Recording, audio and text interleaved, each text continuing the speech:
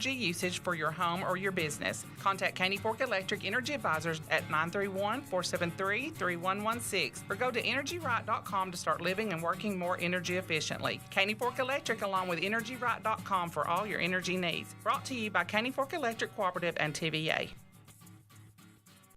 Busy day? Reddick Brown Ford makes service simple with our pickup and delivery program. That's right. Whether you're at home or at work, we'll come to you, pick up your vehicle, complete your service, and bring it right back. No waiting rooms, no schedule juggling, just convenient, reliable service on your terms. From oil changes to brakes and more, let our team handle the driving so you don't have to. Ready to schedule? Call Amanda at Reddick Brown Ford in Morrison or visit reddickbrownford.com to schedule your pickup and delivery today. Step inside the cafe at Tree City, McMinnville's coziest hidden gem. Once the lobby of the inn at Tree City, it's now a warm, inviting cafe filled with soft couches, low and high-top tables. The perfect spot to sip, relax, or get some work done with free Wi-Fi. Enjoy locally roasted coffee, espresso, and handcrafted drinks that rival any national coffee shop, but with small-town charm you won't find anywhere else. Come see what everyone's talking about. The cafe at Tree City on Sparta Street in McMinnville. Your perfect spot to sip, study, or just stay a while. I'm Tim Hitchcock, inviting you to join me every Tuesday at 5 for Hey Hey Hitchcock, proudly presented by Farm Credit Mid-America. We're talking everything green, from backyard gardening tips to big ag insights, plus special guests from right here in the nursery capital of the world. Tune in on 97.7 WBMC every Tuesday at 5 or catch us streaming live on Facebook. Also available on YouTube. It's time for some more great weekly specials from our friends at Warehouse Discount Groceries. Now listen to these. 48-ounce Mayfield Select Ice Cream, just $3.99. Deli Fresh 8-piece fried chicken, $7.99. Fresh 73% lean ground beef family pack, $3.99 a pound. And 2-liter Sundrop Dr. Pepper 7-Up RC Cola and A&W, just $4 for $5. Don't forget about their full-service deli. All these great deals and more from our friends at Warehouse Discount Groceries, 835 Smithville Highway on the Strip.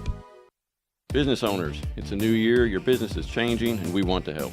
This is Chris Centracchio with the Ben Lomond Connect Managed IT team. We offer custom Wi-Fi and network solutions, asset and inventory tracking, real-time monitoring and alerts, cloud-based security, disaster recovery, online cloud backup, and much more. Schedule a free consultation and let our Ben Lomond Connect Managed IT team develop a custom plan just for you. For more information, call your local Ben Lomond Connect office or go online to benlomondconnect.com and type in the keyword managed. Hi folks, this is David Mason Simpson with DM Simpson, Realtors and Auctioneers. If you're looking for a realtor to list your home, farm, land, or commercial property, we're ready to go to work for you. We'll evaluate your property and then promote it locally, regionally, and nationally. If you've been looking for the service you deserve in the real estate business, call the friendly folks selling Middle Tennessee and beyond at 473-LAND. DM Simpson, Realtors and Auctioneers, serving you since 2007. Don't stop. Keep dancing. Move to the beat. Dance all night.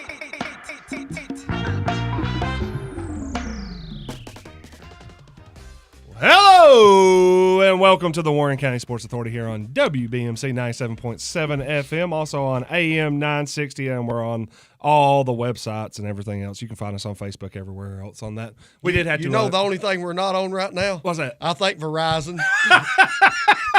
Can't get us. Not that I want to pile on or anything. Yeah, but anybody out there that's with Verizon, sorry about that. Sorry. You might not be. Go find Wi-Fi. Yeah, get the Wi-Fi. Did Walter White come back and blow up another RV in one of their yeah, that's a good question, locations? man. I don't know. That's what has happened. My phone's been working just fine all day. I don't know. So what's the problem? I think there's an outage for like half of the area. Half of the area? Yeah. Oh man, well, Simmons is in the good half of the area. yeah, half of y'all's having a struggle. Me, I've used my phone. I've been able to use it all day, and our intern was like, "Are you able to use your phone?" I was like, "Yeah," and he's like, "You got Verizon?" I was like, "Yeah," and he's like, did we get you on the Wi-Fi when you came in? Yeah, I'm on the Wi-Fi. Yeah. I'm good now. Yeah. But what's funny, Connor, here's what I love. You know, this probably took place, maybe 3 or 4 hours ago? Yeah. Probably. I love that somebody goes to social media like breaking news. Hey, is your phone not working? Duh. Yeah. Everybody, After they've read it 27 times. Yeah, Hey, my phone's not working. What's funny. wrong? There was like a span of 6 straight posts on Facebook. Like Tigger. But also, I was sitting there thinking, it must not working that much because all y'all are able to post on Facebook that your internet's not, that somehow your phone's not working. Yeah, So I guess people are back on their computers. Yeah. Cool. It's just their coverage. I don't. Coverage. They're like, wait, I have to use the big phone? Yeah, the big phone? Granted, I don't really use my phone that much, and I never answer texts ever. I hate answering texts. So, I mean, yeah, about the only thing I do is when I'm on Wi-Fi anyway. So, I don't know. I haven't tried to call anybody. Maybe if I tried to call somebody, it would just be call failed. You should be able to see if you have bars or not. Oh, we got bars. I got 2 bars. We're on bars. I got 1 bar right now. Hey. You still in my bars, Jeff? I got, You say you're going to a Kevin bar. Gates, man. I got 2 bars. You going to a bar? You going to a bar tonight there, Connor, after the show? Or? I may if I lose signal. Oh, mercy. Well, hey, we should let everybody know that this is the Warren County Sports Authority, and the thoughts and opinions expressed on the Warren County Sports Authority are that of its host, myself, Coach Chris Sullins, and Trev Evans, who will be here in the OT portion of the show, and and all of our thoughts and expressions are not the responsibility of Main Street Media, Radio WBMC 97.7 FM, or any of our sponsors. If you got a problem, come to us. We'll handle it. We'll handle it like of adults. Verizon, if you have a problem, come to us. Yep. Main Street Media is not piling on. Actually, speaking of Jeff, Yes, sir.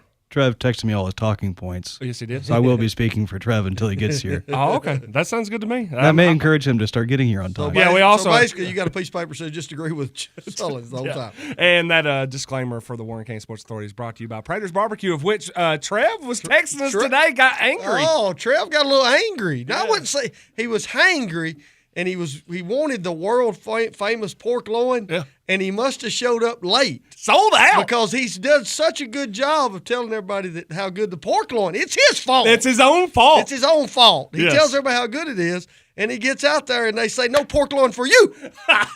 That's exactly what happened. So the world famous Trev in his pork loin Wednesday streak came to an end. Sometimes you got to gatekeep the loin, man. Exactly. I think he ended up with some tendies. Had to go some tenders. He said those are great too, but you could tell he was like, "Hey, man." He was mad about not getting pork loin. Yeah. I had. Well, anyway, speaking of another sponsor of the show, Mel Bones Family Sports Grill, that's where I ended up at lunch today, and that's exactly what I had pork chop. You had pork chop. Yeah, they had the meat Pork on together. Wednesday, huh? Yeah, so it worked out for us. But no, hey, thanks to Prater's Barbecue being a sponsor of the Warren County Sports Authority. If you want to be the presenting sponsor, the title sponsor, host. to have your logo up there at the very top on the screen, and when we put the billboard downtown and all that stuff, contact me or Chris Sullins. Absolutely. And we'll get you hooked up. We'll figure that out. We will absolutely peddle your business. for you. Positively, we'll peddle it like no other. It'll be the best peddling you've ever had. Yeah. Yeah. Like a tricycle. Just You got to say it with your hands, Jeff. No, I'm good. the best advertising ever. No, pedaling. All right. Well, hey, let's jump into it. Chris, we usually start the show with the Last Week Rewind, and we will do that right now and let you know that Hot Corner Cards is the sponsor of the Last Week Rewind, and they're also going to be bringing you yet another outstanding card show at the Warren County High School Practice Facility, sponsored by Hot Corner Cards and also Upper Cumberland Cards. That will be January 17th. That is this Saturday, if I'm not mistaken. Not looking at the calendar right in front of me, but that is this Saturday from 8 a.m. to 2 p.m. at 199 Pioneer Lane in McMinnville. Featuring over 60 dealers, collectors of all ages can explore new hobbies and discover rare collectibles. Admission is just $1 with $300 worth of giveaways ready to go. Don't miss it. And hey, thank you so much to Hot Corner Cards and Chris Copes for their sponsorship. Let's just talk about some Chris Cope type stuff. Oh, so got some Chris Cope type stuff. Hey, and the thing we got to make sure, last week, I know this is where you're going, Grant was on. Yep. And he made sure to tell us he doesn't listen to us, which didn't hurt my feelings a bit. But that being said, he said, come Thursday, we are the talking points for the week. Yep. So we've got to come through. So let's make sure we have a great show. So all those people that are informing Grant of what's going on, we give him some hot takes here. So what do you got? Well, first, we'll start where we were at last week, which was the biggest thing that I've had feedback on since last week's show was the fact that we had the director of schools, Dr. Grant Swallows, on the show, and he kind of laid out the idea, what was talked about at last Monday's workshop. And we have since seen that more and more people want to talk about this, including one school board member that went to a social media. That was James Bennett. Yes. And he kind of put out his own statement. He's crowdsourcing. Went to chatter, and the chatter started to explode. Yeah, so I start thinking more about this topic, and this might be the thing that we take for the first half of the show today, and beyond that, we'll get to the other last week rewinds, which includes last night's basketball games and stuff. I promise you, we're going to get to those. We're definitely going to talk about those. Yeah. We're going to get to sports on here, but James Bennett comes out. We had Dr. Grant Swallows here. I don't think this topic's going away, and I think that we've in the last 7 days, Chris, and the more that you've talked to people outside the building, is the nuances of what's going on here. Yes, I'm not going to. Yeah, I am going to say it. I think this is going to be a county commission versus school board situation. You think so? I think that there's going to be different ideas of what they want to accomplish. Okay. And I think there's at some point is who's going to sell their idea or their version of what we want to spend, because at some point there's going to be money involved, taxes involved, and you're going to have to sell a plan and a vision. And I think right now, from the people I talked to on the county commission and people I talked to on the school board, I don't know if that vision right now aligns. I agree with that. One thing that we'll say when we talk about taxes, I don't think I've heard anybody, and this is something that I think that I would want if I'm a school board member or a county commissioner, regardless of what direction we go. I don't think anybody's talking about raising taxes. No. They're just talking about where the tax dollars are going to be spent based on what's being brought in now. Yeah, most likely extending a will tax. I would agree with you in this aspect. I think there's a lot of county commissioners that I don't want to say problem. I think there's some county commissioners that have some concerns about these are the things that the school board may want us to step up and pay for. Yep. Okay. I also think the more you listen to this is probably a 50-50 debate. Mm-hmm. In my opinion, and I think that we talked about last week, I can see both sides. Yep. Now, that being said, I think that this community and our school system and our children that are going to go to Warren County High School deserve some of the things that have been talked about. I also think this has become a talking point that's not going away. No. I will applaud guys like Grant, Chris Cope, James Bennett, because we've said it for years. I'm tired of talking behind the scenes. Yep. I want to talk out in the public arena, and I'm glad it's hit the public arena. Oh, yeah, it's out in the public arena, and we're going to have some more of that. In fact, I think I'm going to be trying to reach out to Chris and James to get them maybe on the Simmons Says show here in the next couple of weeks to talk a little bit more about this and bring it up there. Because, and look, I'm not saying that when people are like, well, you're saying that and you're saying bringing it out in the public, you're obviously hearing stuff in the back. It's not that. No. I think the more that when we've had county commissioners on this show, and everybody talks about, when they talk about Warren County, they talk about strengthening the education here. And I think the thing that you're going to see is, and this is something I brought up to Chad Graves in the office today, is what happens when you say the stadium costs $25 million. James Bennett, in fact, chimes in on the Ben Lomond Connect message board and just said, be happy to come talk to you guys. I'm quite the fan of your show. Thank you so much for listening. Appreciate it, Coach Bennett. Coach Bennett, yeah. And I'll say this much on this is, I don't think that there's anything that's diametric opposed to this, but all of a sudden, if you say, hey, a stadium's going to cost $20 to $25 million, but we could build a new high school for $95 million, and maybe that also includes a facility that would have a stadium, at some point, maybe your county commission says, look, let's just saddle up and let's go big.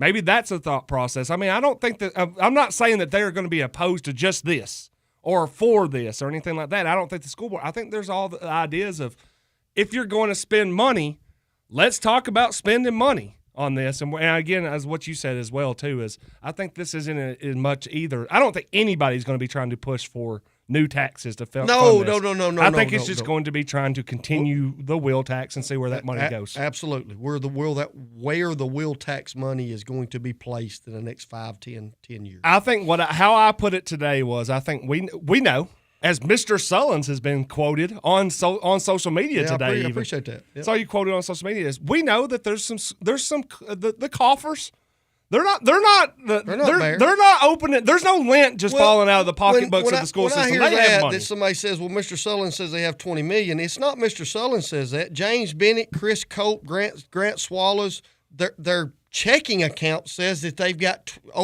they had over $20 million before the capital funds. Before they took $10 million out. Yep.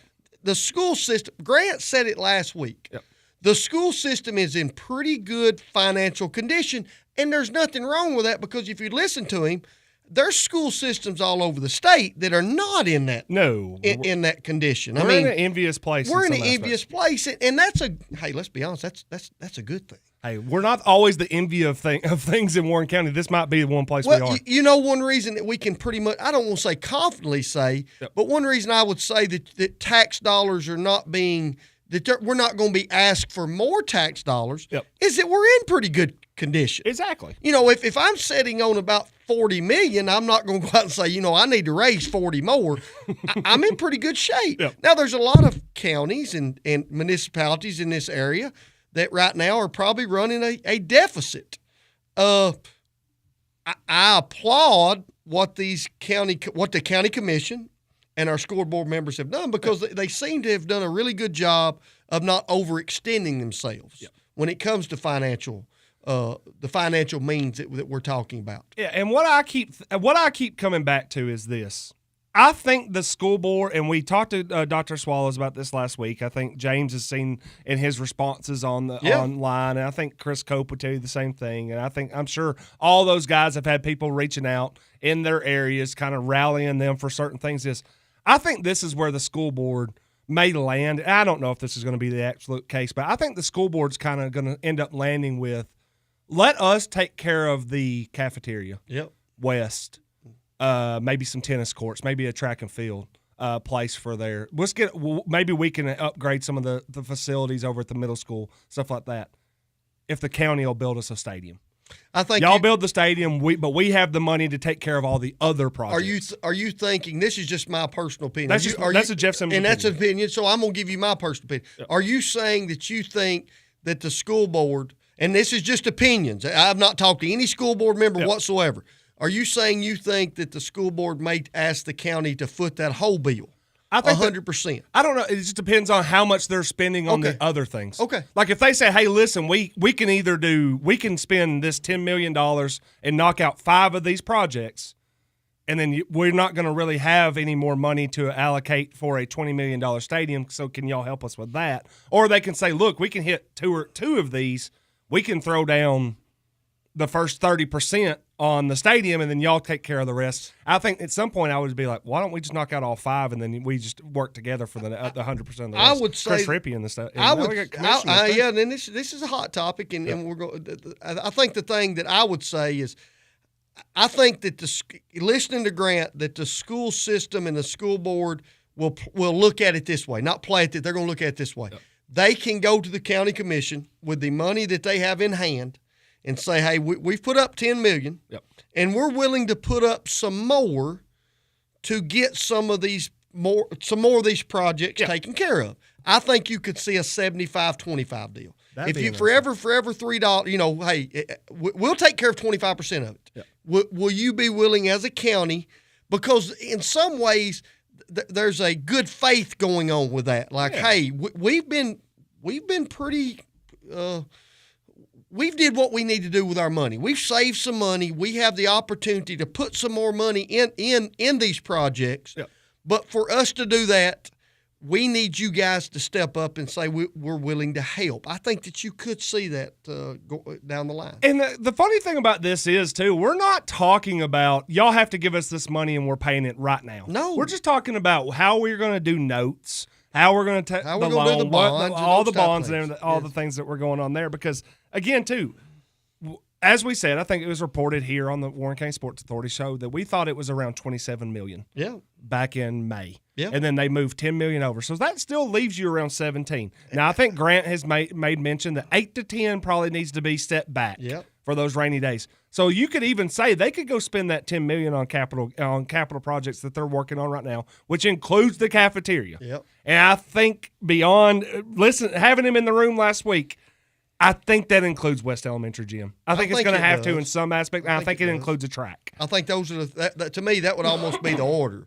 I think that you're going to see, and this is just opinions. Yes. I think you're going to see. When we say the cafeteria is being done. The cafeteria's that's done. It's in. I mean, they were on Town Talk on Tuesday going through the pictures. Absolutely. As soon as we figure out what that is going to cost. Yep. Next up. The next up, in my opinion, is going to be the track. I think that's so. 2. Yep. And then I think 3 will be the additions in a gym when it comes to West Elementary. Yeah, because I mean, as Dr. Swallow said, he was at West Gym last week, and James Bennett just also says that does include West Elementary Gym. So I mean, we know that's in play, and I'll say this: when you're talking about that means the school system has stepped up to the plate. They've addressed some real issues in this community. Let's be honest, the cafeteria, I heard you talk about it. We had a conversation with Trevor and Connor last week after the show. I've talked to some other people. The cafeteria is a problem at Warren County High School. Oh, it's been a problem. It's a problem. Yep. So they're saying, hey, we got to take care of that problem. West Elementary, we've talked about it. I don't think this is a good thing or bad thing, but I went to West Elementary, and that's pretty much the same school that I went to. And I'm a little bit older than Trail. So, I'll never forget, I did a speaking engagement one time when I was coaching, and we talked to the West Elementary players, and I'll never forget, I walked in, and it was like, it was memories come back. That is the same cafeteria that I ate in many years ago. I walk into West Elementary Gym, and I'm like, where's Bobby Cox at? Where's my PE teacher? Yeah, where's the PE teacher at? So, but see, I will applaud the school board in with these things that they're doing because they are things that are needed. And that being said, once you cancel those 3 out, Grant said it last week.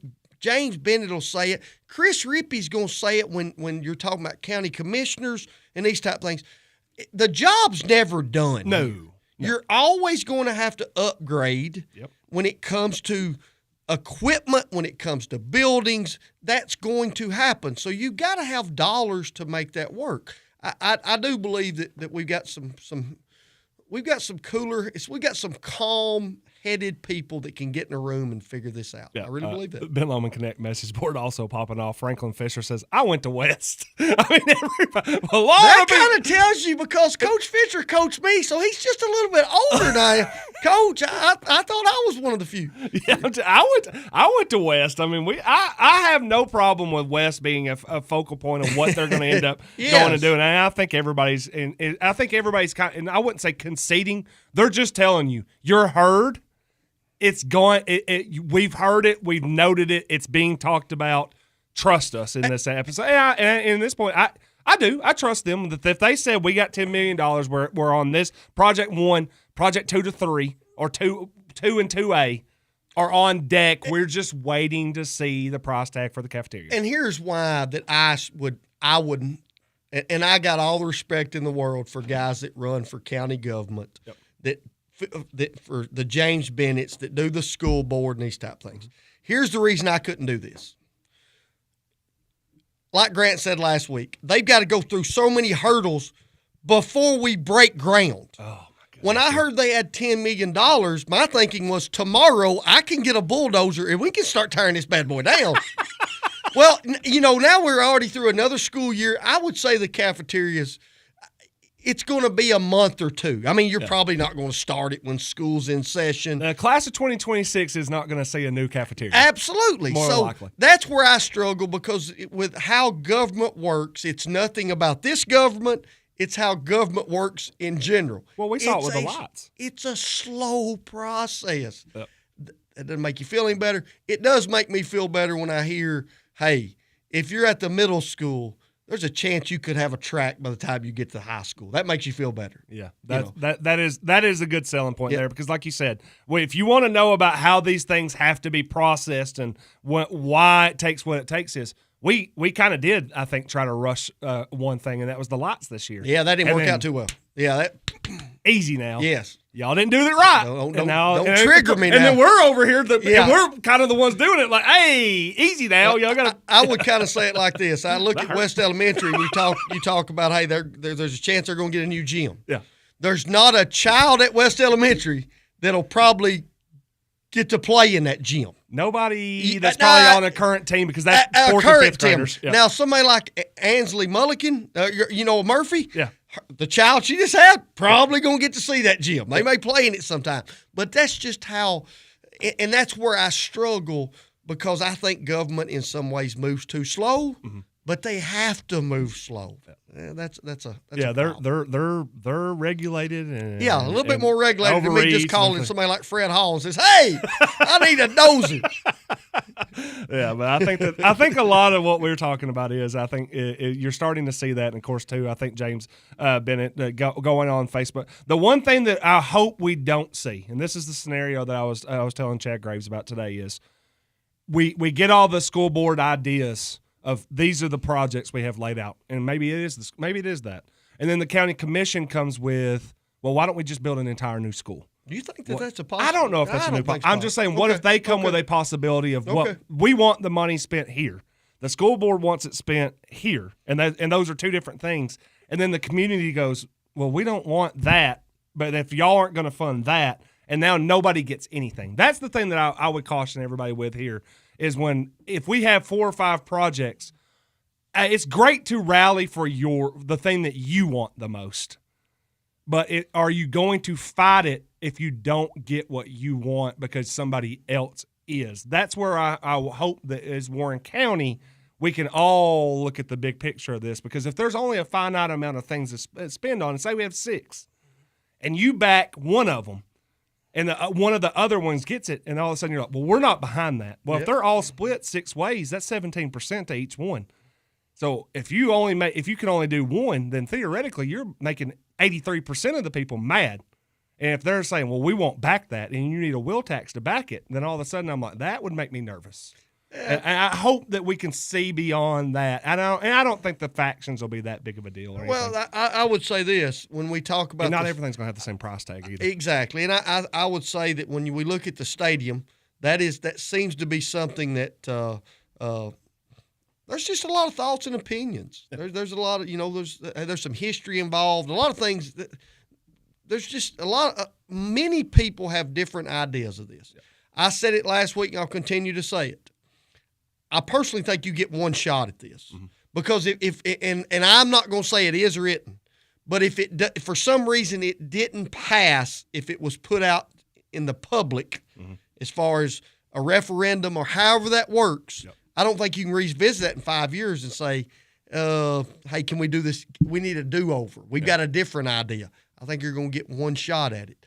Things that really do bother me a little bit is, I don't want to say misinformation, but some of this stuff you read, and I'm glad Coach Bennett, I call him Coach. I'm glad Coach Bennett puts these things out. I also think some of the responses I read, they're out of – I don't want to say IQ. That's the wrong choice of words. But some people, I don't think need to vote on this based on some of their responses. The common sense of some of this stuff is just not sensical whatsoever. I mean, I honestly think you should actually, you have your little voting card, and you put out something like that, and we have, the voting police says, nope, you ain't getting an opportunity on that one because you're just flat out a moron. I mean, that's a concern for me. Things that one thing that bothers me a little bit, we're going to build, if a stadium gets built, most people think Nunley Stadium, I guess, is going to get bulldozed and we're going to put high-rises over there. It's going to disappear. It's going to disappear. It's good. We're going to pay Paradise. Put up a parking this lot. just in. It's still at the middle school. They have a football team. It will still be in existence. We created a youth league, and people want to do it. Yeah, they actually do it at Nunley. Yeah. That is something that just is mind-blowing when I hear that because I don't think anybody's ever said, hey, if we build a new stadium, we're going to bulldoze the next one by tomorrow.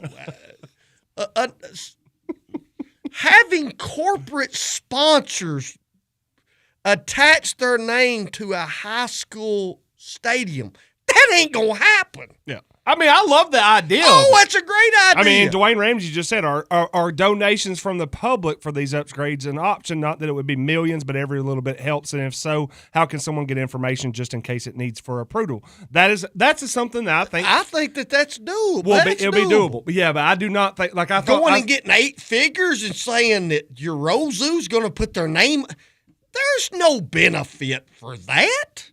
What the heck, man? There's a place in Warren County that everybody wants them to pay a little bit more money and invest a little bit more. Why don't you go up the mountain? Ask them. Yeah. Hey. What if we had Wcsa Stadium? You want to? We're gonna rile them up tonight. The Wcsa entrance. You want to rile up the entire community tonight? We just did it. I will say, if somebody goes up the mountain and they say, "Here's $20 million," I don't know if I turn it down. Wcsa Stadium, $20 million. Yep. Well, there it is. Aaron Blaylock also points out on the Ben Lomond Connect message board, we could do homecoming back at Nunley. That would be awesome. And of course, hey, I'll tell you this much. It would almost have to be, because I don't want to speak for the school board or anything like that, but if they build a new track and field and they put a track around the football field, they're not going to drive vehicles on it anymore. No, I would totally agree. Your float deal will be a little bit different. Yeah. Some other things that I think that we hear, well, they're going to build a cookie cutter stadium. And, Nunley's got this the history of it, and it's the bowl and these. Well, if you've looked at any kind of drawings, in fact, we got hammered one time because we put a drawing out that they didn't want out in public just yet. And that wasn't the drawing that they wanted people to see. When you look at this, some of these designs, that doesn't look like a cookie cutter type deal. It almost looks like it's going to be a state of the art. They're going to have some offices and all those type things. Yep. Another one that bothers me, what about parking? This just in, folks. I'm just going to give you a heads up. Anytime you build any kind of stadium, okay, when I go to Neyland Stadium and I park in G10, okay, parking's an issue at any stadium. Absolutely. Okay? When we go to the Titans, they're parking in Murfreesboro to get down. To say that the parking's going to be better, worse, parking's a problem anytime you have that type of sporting event. Yep. Please, I don't understand why we bring up those types. I mean, you're gonna because now all of a sudden you're gonna bring in like traffic at the high school and stuff like that. Now I'm like, okay, well, just it's like, hey, deal with it. It's an issue that you're going to have anytime you have that kind of event. Usually you don't have 100,000 seat stadium and they put 100,000 parking places right next to it. That's not the most efficient way to do things. Again, on the Ben Lomond Connect message board, Tony Pardo says, build it and they will come. Let the young men that play high school football feel like they have a high school game. Having to constantly pack up equipment to play a home game doesn't feel like a home game, and parking is already terrible at the middle school. I mean, yeah, you're not going to fix a ton of it at the high school either. Which I think I'm with the younger generation on this. But do you think there's a split when it comes to opinions based on some age of this? And what I mean is, I read a lot of comments with Coach Bennett. A lot of people did. I mean, hey, they're blowing the phone up. Hey, have you read this? And you're getting screenshots. You know the drill. You see some of the former players, and they're like, and when I mean former players, I'm talking about in the last 10, 12 years, most of the players are like, hey, I'd love to have been playing over at the high school. Yep. Well, an older generation's like, hey, that's Nunley Stadium. That we've got a great facility. And I don't think anybody's ever said it's not a great facility. Did you graduate before 1995? I think there's something to that. Did you graduate from the senior high? Yep. Then you probably have a lot of thoughts about how awesome Nunley Stadium is. If you graduated past then, I don't think you care that much. And it's twofold. One, that isn't your high school. Yep. B, since 1995, we've had 2 winning football teams. So the only thing that you have associated with Nunley Stadium in your high school career is losing football games and graduation. That's it. You're there a max 21 times in your entire high school career. So, yeah, I can understand why some people don't have that much of a tie-in compared to the 180 days you spend a year at the school that you're at. We have to take a break here on the Warren County Sports Authority. Before we do, I want to let you know that if you're ready to enter the Upside Down, the cafe at Tree City has a brand new limited time drink, the Mind Flayer Frappe, cold, creamy, and inspired by Stranger Things. We need some Stranger Things. We got a little Journey that you can play behind this, maybe.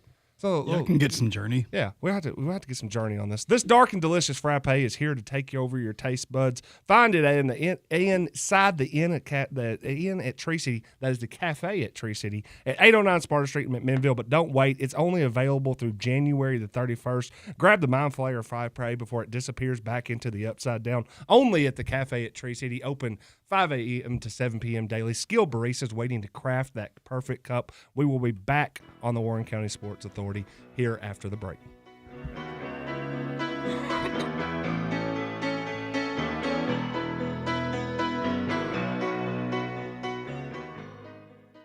Get ready for Seafood Feast at Captain D's of McMinnville. Listen to these lunch specials. 2-piece fish or chicken, popcorn shrimp, or baked fish, all for $7.99. 2-piece catfish dinner for $8.99. Dinner specials, 3-piece fish, chicken, grilled whitefish for $8.99. Fried whitefish, $7.99. And 2 can dine for $14.99. And for the family pack bundle, $29.99. Includes the gallon of tea, 10 fish or chicken, family size appetizer, and 2 side items. Captain D's, Smithville Highway. At Pioneer Building Supply, we're your one-stop shop for lumber, tools, and building supplies. Whether you're tackling a major renovation or just need a few materials for a small project, we've got you covered. From framing to finishing touches, we have the products and expertise to help you get the job done right. Stop by and see us today at 231 Northgate Drive, Suite 250, McMinnville, or give us a call at 931-473-7777. Our friendly, knowledgeable team is always ready to help you with whatever you need for your next project. For 50 years, Pioneer Building Supply has been the trusted name in construction materials. We've built our reputation on quality, service, and the commitment to your success. Pioneer Building Supply, building your dreams since 1975. Pioneer Building Supply. Pioneer Building Supply, where good business makes good friends. Pioneer Building Supply. McMinnville, you're a part of me. McMinnville, Tennessee. There's nothing like you anywhere around. I'm proud to say you're my hometown. The flu, shingles, pneumonia, tetanus, adult RSV. These are some of the vaccines you shouldn't wait on. At Grace Family Pharmacy, we offer walk-in vaccines, no appointment needed. It's quick, convenient, and handled by people you trust. Protect your health, stay ahead of what's next. Just walk in and get it done. Graves Family Pharmacy, your hometown pharmacy for prevention and protection. McMinnville, Tennessee. Getting a loan can sometimes be confusing and intimidating. You may have questions before you make the decision to borrow money. If you need help with a car, home, or personal loan, I'd be glad to talk it over with you. Come by and see me, Meredith Woodley, or any of our lending team. At Security Federal Savings Bank, we look forward to helping you find the answers you need to feel at ease with your next purchase. That's Security Federal Savings Bank, the friendliest bank in town. Equal housing lender, member FDIC.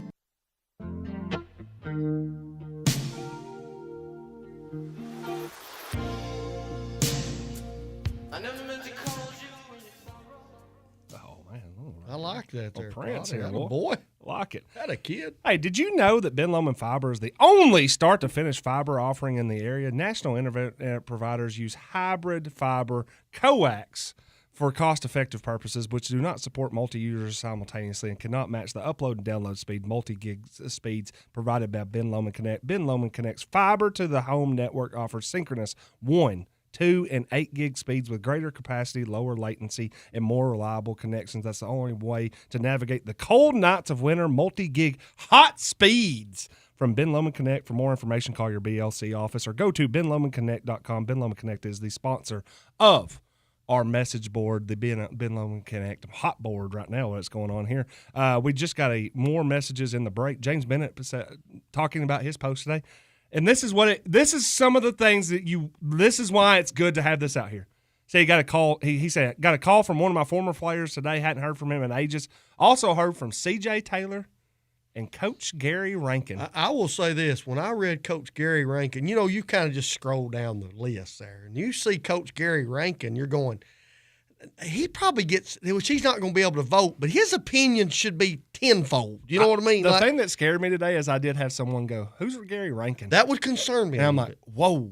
I was like, he's the winningest football coach in Warren in Tennessee history. In fact, he might be the winningest football coach in high school football history. He's had some modest. He is the best high school football coach in Tennessee history. Yes. I don't think that there's much question when it comes to that. He's won multiple state championships. When I listen or when I read what Gary Rankin wrote about this, I like getting people's opinions that probably have lived here, but are not from. They're not here currently. Jonathan Hutton sent us a long message last week. Yeah. Gary Rankin's thinking about it in the aspect of he's a quality football coach. He would want a stadium for the pro. He talks about it kind of, and he would be great on this show to tell you all the reasons that you need to do this. Okay. He's also one of the most well-respected people when it comes to football, so he's a guy you need to listen to. You looked at we read Jonathan Hutton's deal last week that I sent to you. Jonathan Hutton's now working. I believe he's kind of with the Titan Network, or has had some ties in the past and all those type of things. So he's seen a broader area than I ever have in my life. Yep. He thinks this is something that needs to happen, not for his former home, or not his former hometown, from his hometown.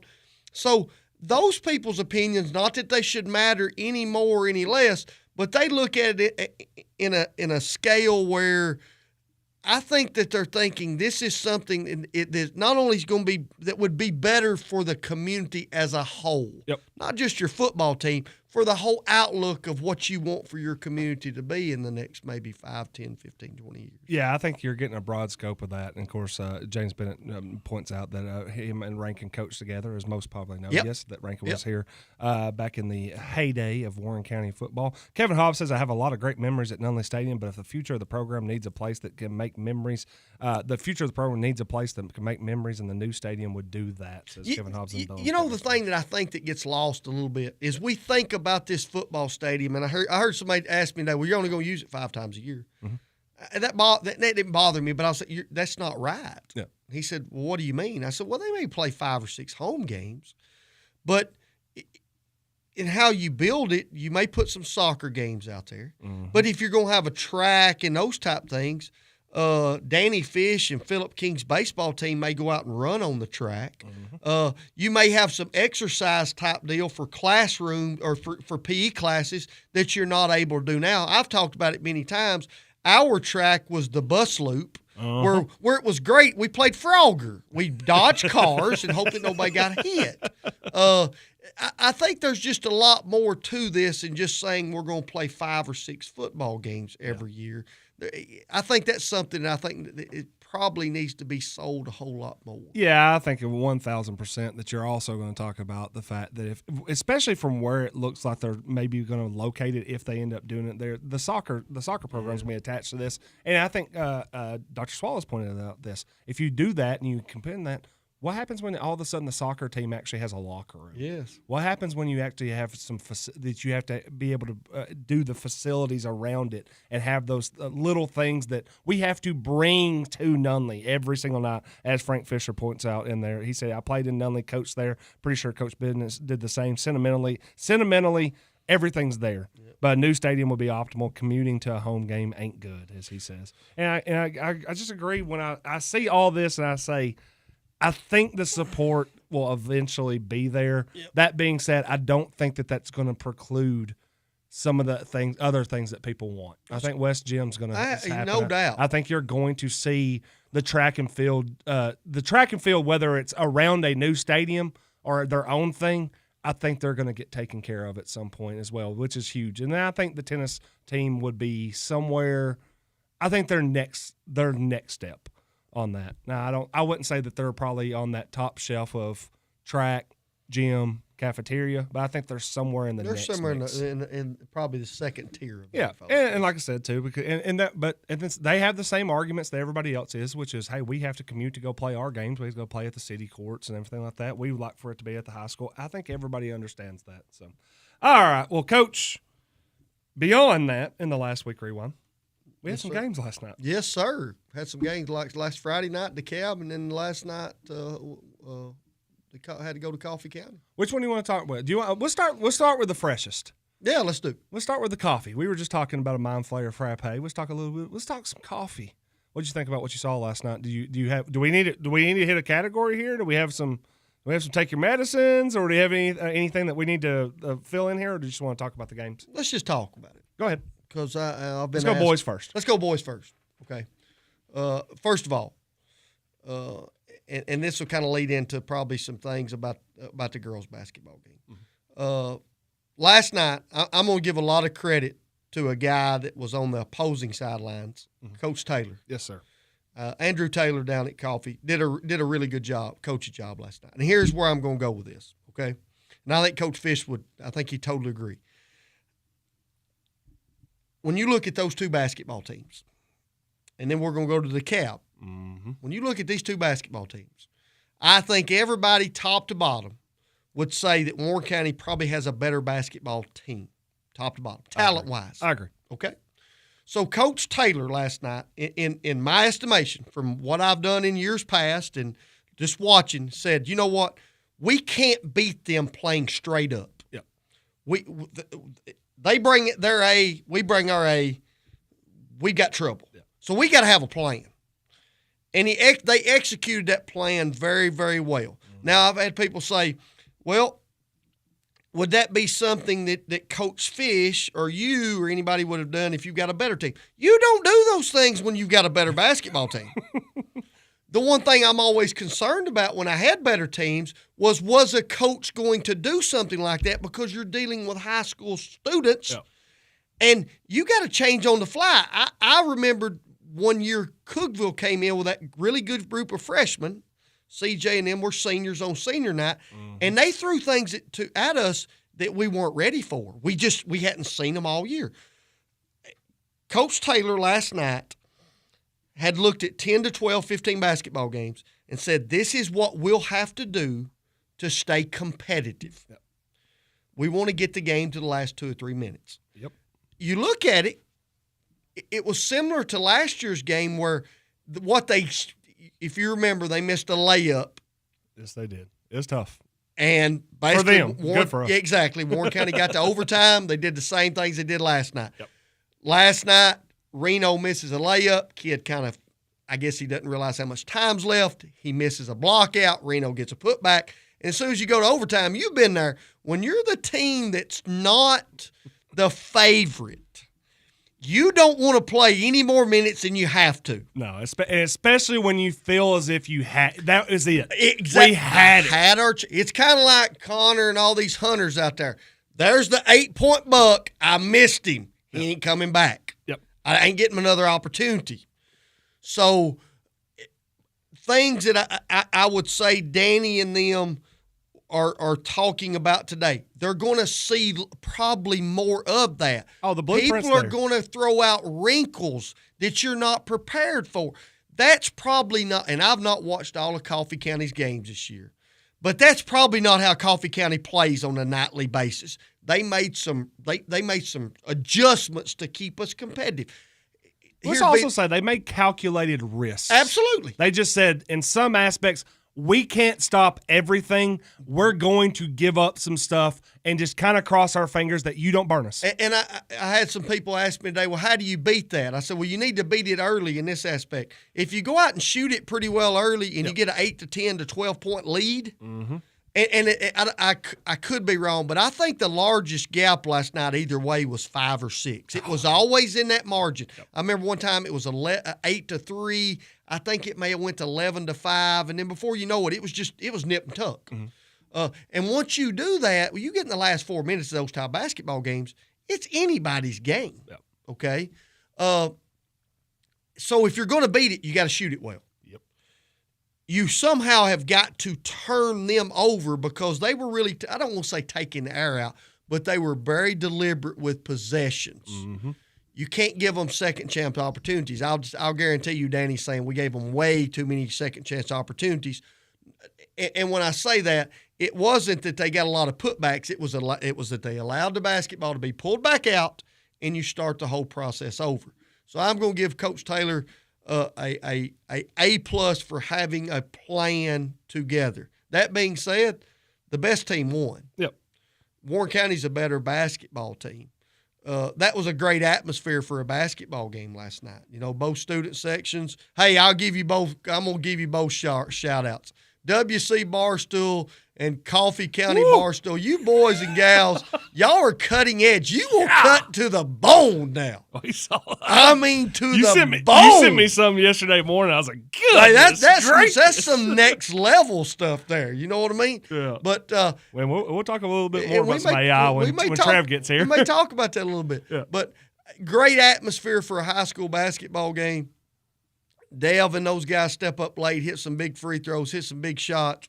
I think Coffee County, like you say, I think that there was a time where about a minute to go, when they look back, they're going to say we missed a couple free throws, had our opportunity. And that being said, they were at Coffee County's house. Yep. I'm going to say that Coach Fish and them, not that they weren't prepared, but I would say that Coach Taylor will probably in some ways come back with the same type plan. Mm-hmm. And I would guess in a couple weeks that you'll see some things that will have changed when it comes to that. Yeah, like you said, I think there's going to be some statistics that it's going to be brought up. Coffee County had 7 offensive rebounds. Coffee County only had 14 turnovers in that game, and also Warren County 9 for 20 at the free throw line overall. And let's be honest, when you're getting into that type basketball game, here's what Coffee County needs. They need Warren County to go 9 of 20. They need Warren County to shoot 9 for 20 from the free throw line and 3 for 19 from 3. I would say, and I've talked to some people that have conversed with Coach Taylor. Yeah. Coach Taylor basically said, "We don't think you can hit that shot. We'll give you as many as you want. We're going to give you as many as you want. We're going to stay in our zone, so to speak, and we're going to." And I would say that Coach Fish is going to say, "You know what? We took 19." I would say Coach Fish would say we took probably 16 really quality threes, and they didn't go. We've got confidence that those are going to fall in the coming nights when they're playing. Well, I mean, you go back to the Friday night game, and we said they played DeKalb County on Friday night in the last week too, and they scored 75 points. And in that DeKalb County game, Warren County shoots 45% from 3, and ends up going 9 for 20. And all of a sudden it's like, hey, if Warren County shoots 9 for 20 last night, that's a 20-point blowout. Here's the difference between those two games. Yep. Okay? And people are going to get upset with this, so you might as well get ready. Go ahead. They're going to get upset for this reason. Coach Taylor had a plan. Mm-hmm. DeKalb County, no disrespect, I've said it, you can't beat that team straight up. So why you walk in that gym and say we're going to play straight up is mind-blowing to me. It's mind-blowing. Yep. You can't get to 75. You know if you play straight up, Warren County's going to get to that number. I heard this. Well, you know what? Midway through the third quarter, we were only down 20. That actually came out of somebody's mouth. Go back and listen. It's on something called the Blitz. Yeah. Oh, I don't understand. And I'm a Warren County guy, and I'm sitting there going, you guys are going to get freaking murdered. I mean, Kruger's coming after you. Tiffany's called Tennessee True Con tomorrow night. It's just it's a catastrophe. That's where I will give Coach Taylor. I'm going to give him his flowers because they did a good job of saying this is what we'll have to do. And you know what that is? That's a ton of respect for the team you're playing. Yes, sir. What you're saying is Warren County's got a squad. This just in. They got a squad. Top 25 team in the state. They got a squad. So somehow, some way, if we're going to beat them, we cannot beat this team straight up. Yep. I think that you see that. And again, too, this is why it's nice that you get the second one. Yes. Because now we're going to get to see Coach Danny Fish make his we're gonna adjustments. make some to it. adjustments. And I think that you'll see that. And again, too, that will be a big game. Also, too, something we'll probably talk a little bit more on the Warren County Sports Authority is that's the border battle. That's the big dream for Weave and McMinnville special games where you can donate $1 per point scored in that one, and it helps out a couple of big time things in the Coffee County and Warren County communities on that one. So we will talk about that a little bit more as that game creeps in a little bit closer. I think is it next Friday? Yeah, I think it's next Friday, isn't it? We might have to make a big push for that next week. And keep that on our Warren County Sports Authority Facebook page, which you can go follow that and make sure you're catching everything on that. Girls side. Okay, before we get to the girls, what was your opinion when because you actually looked at the score and you're like, what in the world happened? Yeah, we had home games last night, so I wasn't able to really track what's going on in Coffee County. I was over at the gym.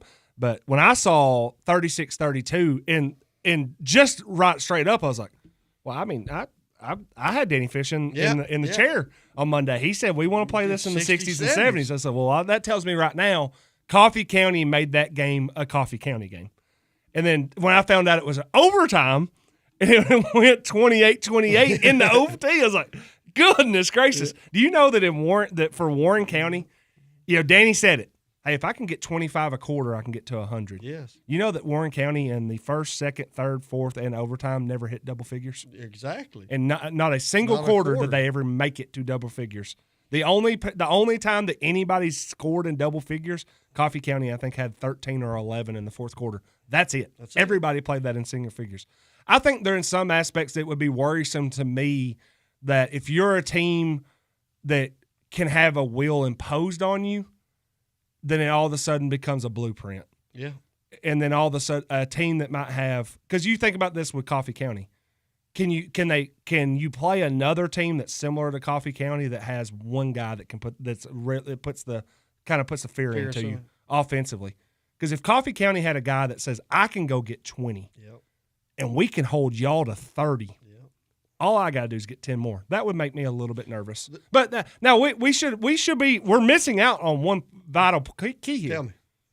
We keep talking about how Coffee County limited Warren County to 36. Warren County held Coffee to 32. Absolutely. Which means that Warren County is playing some defense as well. And I think Warren County, and this is what good basketball teams do, they're comfortable playing different styles. Yep. I didn't see any panic or anything. I will say that they're probably looking up at the score and they're thinking 11-8, and hey, this is not what we want to do. But hey, if this is how we're going to play, it's just how we're going to play. We'll somehow, and they did, we'll somehow get a W.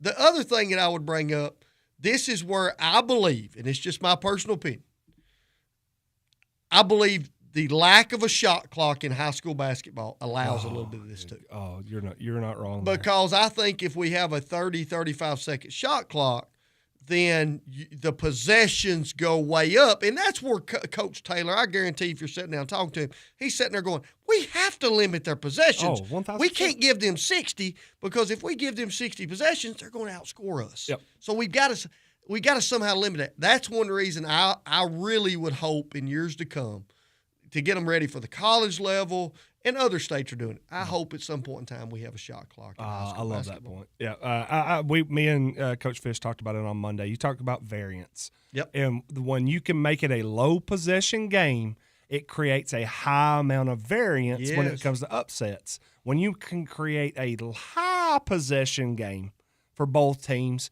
the talent usually weighs out over and over consistently. And I think that, as we said, that was why Coffee County did not want that game in overtime, because at that point you're like, we're playing 4 more minutes against a team that's a little bit better than us possession by possession, which means we're going to have to play above our heads for 4 more minutes. And at that point, it was like it's a little bit too much. And it was, and again, too, but all credit to Coffee County, but a lot of credit to the Pioneers because the worst case scenario is you didn't answer the bell and you lost. Yes. Instead, you came out of that game with a scare, with the note that, hey, listen, that's going to be what it's going to be like to win postseason games. But we're 1-0 in district. Yes. We're 1-0 in district, and we get Cookeville at home. And not only that, no, we're 1-0 in district, and we went and got that win on the road in a place that traditionally, let's just look back. Traditionally, last year's a good example. They didn't play their best basketball last year when they went to Coffee and got a win. So anytime that you can go on the road in district against, I would say Coffee, and now Cookeville's back on board, but Coffee right now is the biggest rival we have. And if you can go on your rival's home floor and get a W, and doing it in a style that they wanted you to play and you overcame that, that's a quality win. Yeah, and if the worst thing that you get is a wake-up call to say, hey, listen, nobody's giving us this district. Yeah. At least you got the wake-up call while you also walked away with a win. We're going to take our break for the radio portion of the Warren County Sports Authority, which you can always listen to this the next day at 10 a.m. on WBMC 97.7 FM. We do the replay of the first hour. So if you've been listening to this at 10 a.m. on the radio, thank you for tuning in on that. Stick with us. We will take a short break, let Trev get here, and we will be back with the OT portion of the Warren County Sports Authority. Again, thanks for everybody chiming in on the Ben Lomond Connect message board. We will be right back after the break.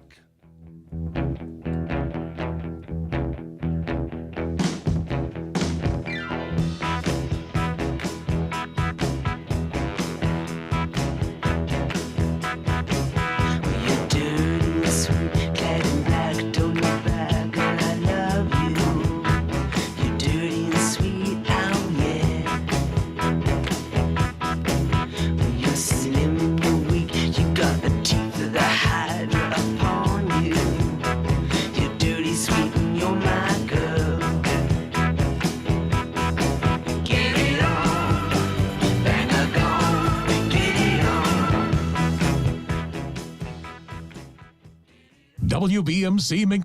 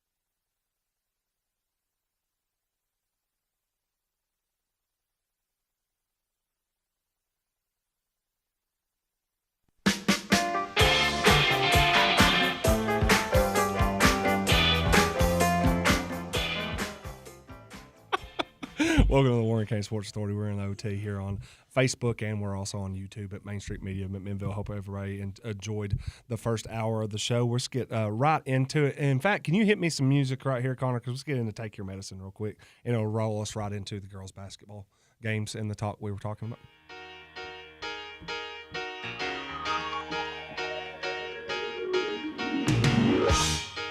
You're as cold as ice.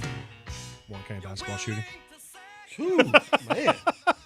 No, I'm just kidding. Hey, if you're cold as ice out there, it should not be hard to keep your home comfortable, and it should not be stressful at all. With A to Z Heating and Cooling of Tennessee, it isn't introducing the Parts of Life's VIP membership, a simple, affordable way to take your worry out of heating and cooling for just $25 a month. You can get annual maintenance to keep things running smooth, no service fees ever, saving you $85 every time, and 10% off all repairs the moment you need them, and a lifetime warranty on every repair, parts, and labor covered for the life of your system. It's peace of mind, it's savings, and it's the company that takes care of you like family. So take a breath, relax, and let A to Z Heating and Cooling handle the rest. Call 931-389-8200 today to join the VIP plan. A to Z Heating and Cooling of Tennessee, comfort made easy. Yeah, that shooting from the Pioneers the other night at Manchester was a little cold as ice. A little cold. Now, that being said, A to Z Heating and Cooling is our sponsor. Take your medicine. And sometimes we tell people they got to take their comeuppance here. It's this. This is a literal take your medicine shout out to Natalie Barnes, Lady Raider over in Coffee County, who would miss the game, who has obviously has had an ankle injury that has kept her out and may keep her out for the rest of the year. We're not 100% clear on that. I will just say this. Take your medicine, get well, do whatever you need to do to get back on the court, because that's a kid that we've watched from afar for a long time, and hope to hopefully maybe see her get to play again. And let's be honest, when you're seeing when somebody like Natalie Barnes gets hurt, we've seen it a couple years ago when Devin went down at Coffee County. There's certain kids you want to see play. Yeah. And I'm not talking about win or lose. You're just sitting there. Natalie Barnes is fun to watch. Yeah. She plays the game the right way. You don't want to play against her because she can be a flat-out nightmare. But she's a kid. Let's be honest. She's a kid in this district she's a first-team all-district player. Mm-hmm. And she's probably going to be in the running for District Player of the Year. I don't think that's not a stretch. Let's hope that she can get healthy enough to get back on the floor. Yep. So, hey, again, shout out to Natalie Barnes. Hope that you get that ankle taken care of. And then, hey, even if it doesn't happen for you this year, good luck at Sanford. Hope that it doesn't affect anything going forward for you there. Okay, so let's talk about the Lady Pioneer. Again, thanks to A to Z Heating and Cooling for sponsoring. Take your medicine, which we do every week. And I don't know, we didn't want to bring the heat all the time. We'll get there. Yeah. We'll get there. We still got plenty to go here. So let's talk about this. Warren County girls, over the last week, when we were last here, they had just come off of a big win over Siegel, where they had bounced back off of a bad loss or a large loss to White County. It was a bad loss. It was a bad loss. And then they beat Siegel, but then they go to DeKalb County last Friday, trying to get 3 in a row, don't, lose 46-42, and then come back and bounce back in the first district game against Coffee County, lose 52-35. I guess the question as you start with that is, did you miss a shot here?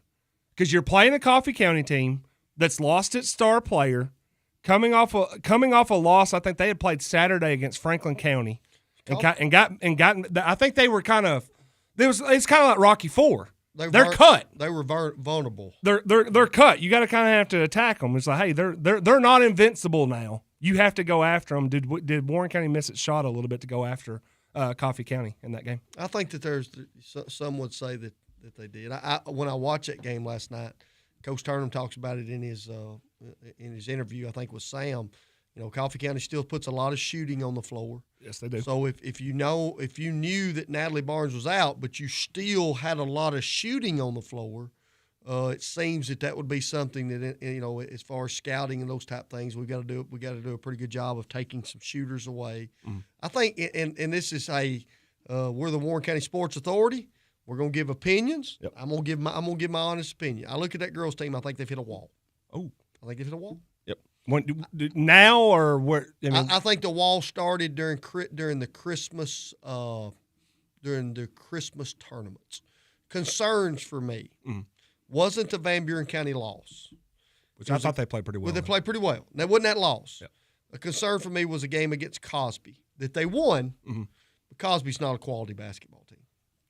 No, I agree. I'm going to tell you right now, Cosby's not a quality basketball team. Yep. But then when you start seeing this, the Sparta deal the other night, not the margin, but what went on in the first half. Yep. That was to me was a concern.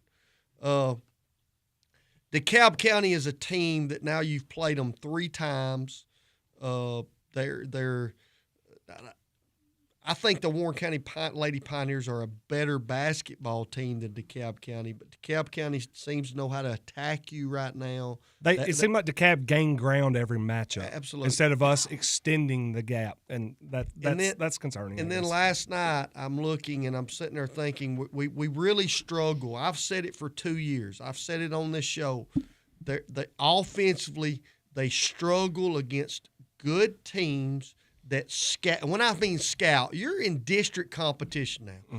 Trev just showed up. They're playing a basketball team tomorrow night in the middle school. They're playing Upperman. Yep.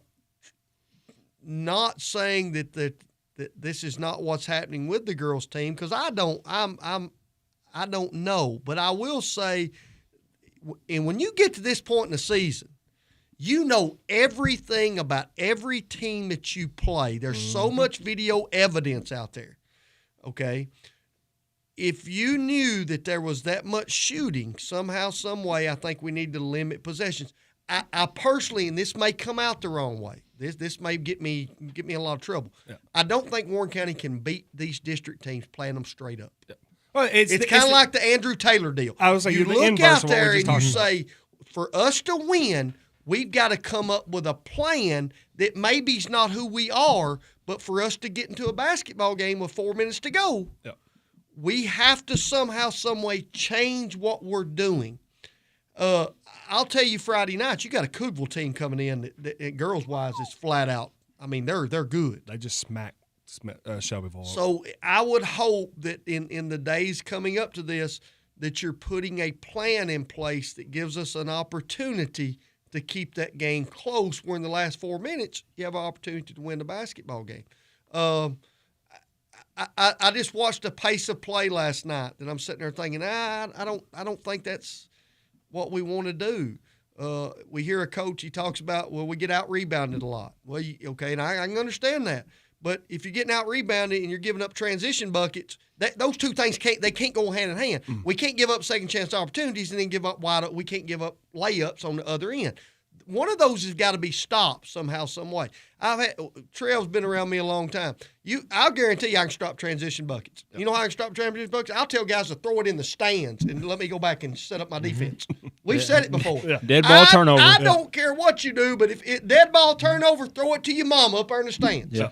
But somehow, some way, those are the type things that I think have got to improve in the next couple weeks, because what's going on right now, it just looks like they've hit a wall. And they were playing some really, really good basketball about a month ago. So I hope that they can get that turned around. Yep. I mean, they smoked Franklin at home against the team that had an SEC signee on it. So, I mean, know that there's some of it there. It's just the fact. And also, too, I mean, we've talked about this. I don't want to hammer it home anymore. You know, they scored 35 points, which is going to be tough. It's tough. And it's really tough when you understand that. How many threes did Coffee County hit last night? Anybody know? I think it would be at least 10. 12? 12. What's 12 times 3? That's 36. Mm-hmm. Warren County scored 35. It's going to be tough. Yep. It's going to be tough.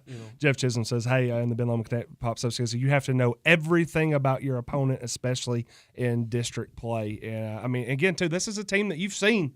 You know the personnel, and it's not. I think in some aspects too, it's not just that you've seen them; you've played them. Yeah, those Warren County kids have played those Coffee County kids.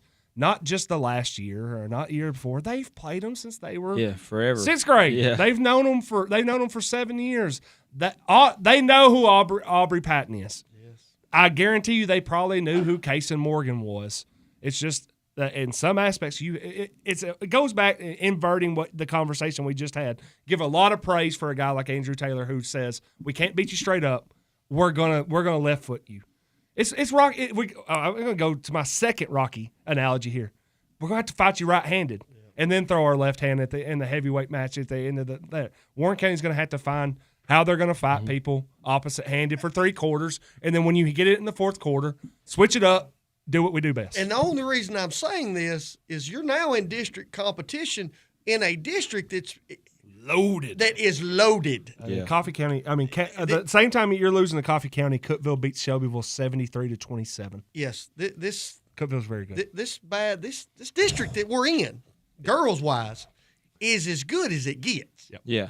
In the mid-state. Yeah, okay? Lincoln County wasn't playing the other night. And those then pretty you're solid. sitting there thinking, okay, what is a non-district team that maybe we can get? Let's say we have a bad night or two. It's a medicine. What's the penicillin? Where's where our can we go medicine? find some medicine? Where's our taking medicine? Well, our medicine is going to be going to Upperman. Ooh. Who is? Hey, That's they some have a bad motto. medicine. I think it's called gold ball mindset or something. Well, you know why they have a gold ball mindset? It seems they're always competing for a gold ball. Yep. That's not saying that you shouldn't play those teams. No. I'm just saying this team is going to be tested heavily the next couple weeks. Hey, in my opinion, we'd had pizza today, Terrell. We'd had some pizza. We try to get their minds off the game of basketball and getting it back in a good mindset. And when I mean hit a wall, Trev, we've Jeff, y'all been there. Oh yeah. When you're there's points of time in the season when you just need to take a break. Take a breath. Take a breath. Take a breath. And right now is a tough time to be doing that because man, this district's loaded. Cookeville's going to be competing for a gold ball. Yeah, they did last year. They were in the state. They were in the state tournament. Guess who else was in the state tournament last year? Lincoln County. Guess who else was in the state tournament? Coffee County. And right now, you watch that Coffee County team, and this is how tough that district was. Coffee County, and I get you had to account for graduation and everything like that. Coffee County legitimately was probably the second best team in the state last year. Yeah, they just drew Bradley Central. Yeah, in they the first got a round. tough draw. But they were the second best team in the entire 4A. I think they're going to go on the road to play in region this year. Oh, no doubt. I don't think they're going to finish top 2 I don't think they're going to finish top 2 in this district. I think that would be an upset. I will say this: when I watch Coffee County, and losing Natalie Barnes is huge. You can't replace losing Natalie Barnes. I will say when I watched them play, they were still in unison. They still understood what they wanted. They got what they wanted. Well, that's what a good program is. Thank you. You know, I mean, that's just as soon as one piece goes down, another piece steps up, and we're going to roll. I mean, some things may change, little things, but the overall picture is going to be the same. The picture was pretty much the same last night. The institutional knowledge of this is how we play and this is our expectations of what our offense looks like and what our defense looks like does not change. The talent level can drop off, but the expectations won't. Now, that being said, usually what happens there is the shots just don't go in as much because the people shooting them aren't as good as shot makers. But they still figured out a way on that one. And then going back to Friday night, I don't know. Did Brent Carden sum it up the best? Friday night's game? He may have. You saw the video. We all saw that video. I think that game just was kind of chaotic. Would be the best way to say with Brent's video. Good choice of words. It was chaotic. It was kind of like hey, look, what are we? I think the face of the girl in DeKalb County at the end of that video probably said it all for that whole game. Was like, I don't know what we're doing here. It's just I don't know. And and of course everybody got to experience watching DeKalb County run out of the Tiger's mouth last Friday as well. Trev, welcome to the show. What's up, boys? Got a big one tomorrow night, don't you? Yes, sir. Did my boy come through? We'll talk about that. Oh, it's good, bad. Well, we'll talk about it. Well, hey, now that we have you on the show, Trev, we need to do yeah. Oh, okay. I mean, I don't know what. That's why I'm saying we'll talk about it. I don't know. Well, we have a little housekeeping that we got to take care of. Let's do it. Because we can't do the Warren County Sports Authority giveaways and anything like that without the full Warren County Sports Authority in the room with us. So now that we have Trev here, we will announce that it is official. Loud, proud, here to draw a crowd. With over 200 votes cast over the last week, it got 100 of them. Now, that being said, I started looking at it, and I thought maybe we put that up at the top, and not everybody saw it, so they saw that one immediately and voted it. But it hit over 50% of all votes. So loud, proud, here to draw the crowd. Whoever came up with that's taking home the $100 Visa gift card. He may or may not be sitting in the room. I was gonna say, was it with this us guy? right now. I actually think it was. That's why. That's why he stuck around. He stuck around. That's exactly Took a why. victory laugh on that one. So that's where the $100 card is. That's going to go up on our poster somewhere up here on the screen. It'll say "Loud, Proud, Here to Draw a Crowd," and that will be our 2026 catchphrase. Are we happy with this result? That's what the people wanted. That's Exactly. That's all I'll say. We're for the people. That's what the people wanted. That's all I'll say. I will say this much: I did go in and saw that Sullins voted. When I was getting all the names together, he did not vote for that No, one. but here's the problem. No, I don't mean. No, I'm gonna be honest. I'm that guy that when you say I didn't want to vote, but my fingers don't work. I'm the same so way. every time I push, I'm like, I didn't want to vote. I just want to see how many votes. You were trying to figure it out, and then you ended up voting for one. Yeah. Yeah. So, but now now the next thing. Somebody did tell me that was the best one because basically all the words were one syllable, and that's all we. Now that's a fact. Exactly. We're not 2 and 3 syllable guys. No. Yeah. So that being said, we also announced that anybody that voted in that was going to be putting into the drawing for 4 Lady Vol tickets. Now that being said, there might be somebody that says I'm just not free. So if you win and you are not available, let us know immediately. We will try to give these away again on our Facebook page. But if you win this right now, when we do the Wheel of Names, when we do the little Wheel of drawing, Names. Yep. Let's see if I can plug my computer in. So plugged in. So can Coach Sullins win since he voted? I guess so. Is his name in there? Yeah, I didn't take his name out on it. Oh man, if I win, we'll donate them back. You know what I mean? We'll respin. Yeah. Respin the wheel. Well, Connor, can we bring the wheel up? Yes. The wheel is fair. The wheel is just. Yeah. As soon as I find Easy now. where the wheel is. Hold up just a second. All right, now good. We should be good to go. I'm turning the volume up so everybody can hear the. He had to close out some tabs. Yeah. How many tabs you closing, Jeff? Just one. All right. Is everybody ready? Press Control Enter, and let's see who's going to win this 4. Hey, and again, these are 4 tickets to the Lady Just Balls click to versus. spin. I'm glad I'm sober right now. That wheel kind Yeah, of. it gets you. Got to get you right there. Over 214 names. Who's going to be the winner? Who we got? Kirby Stewart Stewart Williams is Yeah. our winner of the Lady Vols tickets versus Kentucky next week, January 22nd. That's a big one. Tennessee, Kentucky now. That's That's a big one. All right, we can go off the screen on that one. But Kirby Stewart Williams, congratulations. You have won 4 tickets, a family 4-pack to the Lady Vols versus Kentucky next week in Knoxville. I didn't. When I said just click to spin, I didn't mean like get on with it. I just meant, hey, you can just click it if you want. I didn't mean like, hey, you can just whatever you say. Yeah, my bad. That came out at the wrong time. We didn't have to go Control Alt F10 return. Yeah. It says click to spin. You can just hit the button. That's all I meant. I thought you were like, hey, can you get this over with? All right, so a $100 gift card goes to a Loud, Proud, Here to Draw a Crowd. Our family 4-pack of tickets will go to Kirby Stewart Williams. Congratulations to both of them. Yeah, I think it was Nunley. Nunley, I think we got the. That's why he stuck around. I was wondering. Yeah.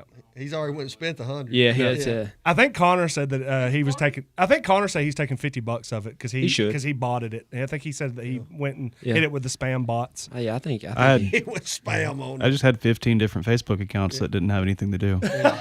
What was our boy from back in the day? Not OJ. Not OJ. I don't know who runs that account. That's wild. There could be anybody. It's not OJ. It's not Connor. Yeah, I called that from the jump. Y'all were like, no, never. It wasn't Connor. I don't know what you're talking about. All right. Trevor, you trying to gaslight me? No, man. What's going on here? What the hell, man? My bad. What's going on? Show up late, try to gaslight me? What's going on here? Well, hey, listen up, Trev. You're here. So we got New Year's and new savings Let's do at the it. Napa of McMinnville store. This month, Napa has deals and rebates on the powerful Legend batteries. If you're not sure the battery is your problem, feel free to take it by for a free battery test. That's, again, Napa of McMinnville over on Burstable Highway. And if it just needs charge, they'll be glad to charge it for you. And for you guys and gals that didn't want to get what you wanted at Christmas, Napa has deals on Milwaukee power tools. When are you gonna start bringing tools back in? I'm gonna have to. I'll bring Yeah. next week. There's gonna be a tool back. I was promised a chainsaw at some Well, a point. chainsaw's coming. I gotta remember that. Can you bring out the chainsaw for my birthday? Yeah.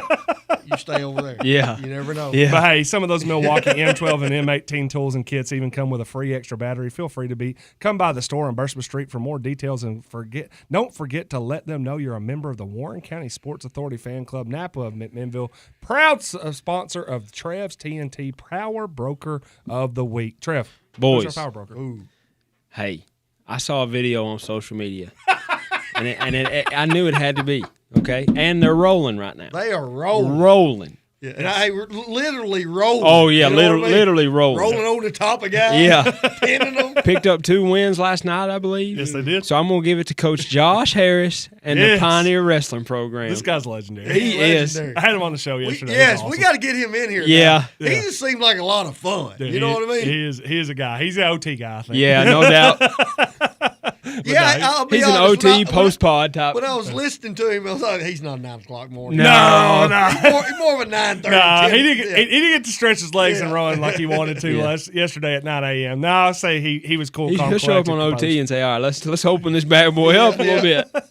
Yeah, we'd have to have Stone Cold music. He might Yeah. come out. Hey, he might go full Stone Cold for us. I Come like in here. it. Just bring some more. That's awesome, man. Yeah, again, he's our Napa power Yeah. broker, or he's the Trev's TNT power broker. Yeah, shout out which to gets Thomas. you a Yes, $25 $25 Yeah. gift card. Come get it. Shout out to Thomas. Stopped by the office today. And speaking of those Milwaukee Power Tools, Adam was actually hitting him up on. Was he hitting him up? on a couple of them? So What time? He stopped by. He stopped yeah, by our he's- place he's- today. yeah, He he- hit you up first. he probably went to. He said keep Trevor straight. He probably went to Prater's. He went to Prater's. Then he came to the office. He bought all the pork. He did. That was unfortunate. And I called it like 12:05. Like it was right at the lunch hour. But you're responsible for that. Yeah. I mean, I you're, was you're hoping the best that- ad salesman for pork loin I in the was. state I know. right now. That's just what our show does. It is true.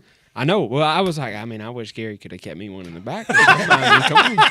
But hey, I get it. If it makes dollars, it makes sense. Yeah, you're gonna have to throw some weight around. Yeah. Bill. Listen, man. I mean, I do sell the pork loin for you really well, but that means I get a piece. I got a question. When you walked up there and you said, Oh, I called. "Oh, you called," So and me, you said, "Come again." Well, like, me and Brittany were gonna both get Prater's to get the pork loin. So I call and I'm like, "Hey, I'm gonna get the pork loin, whatever." She's like, "Oh yeah, we're out." And I knew I was gonna go the chicken tenders. Yeah. So I did, but I didn't know where Brittany was gonna go. So I said, "Hey, we're gonna have to reconvene, and I'll get back with you." I'll get back with you. Yeah. That sounds like avoiding disaster. went and did a couple laps. Yeah, there, yeah. Got your thoughts. to reconvene. Reconvene. So what did she end up getting? Chicken tenders. Oh. Hey, you can't go wrong with the chicken tenders. I love Predators chicken Yeah. tenders. You get honey mustard. Yeah. And I'm a ranch guy too, so That's not too bad.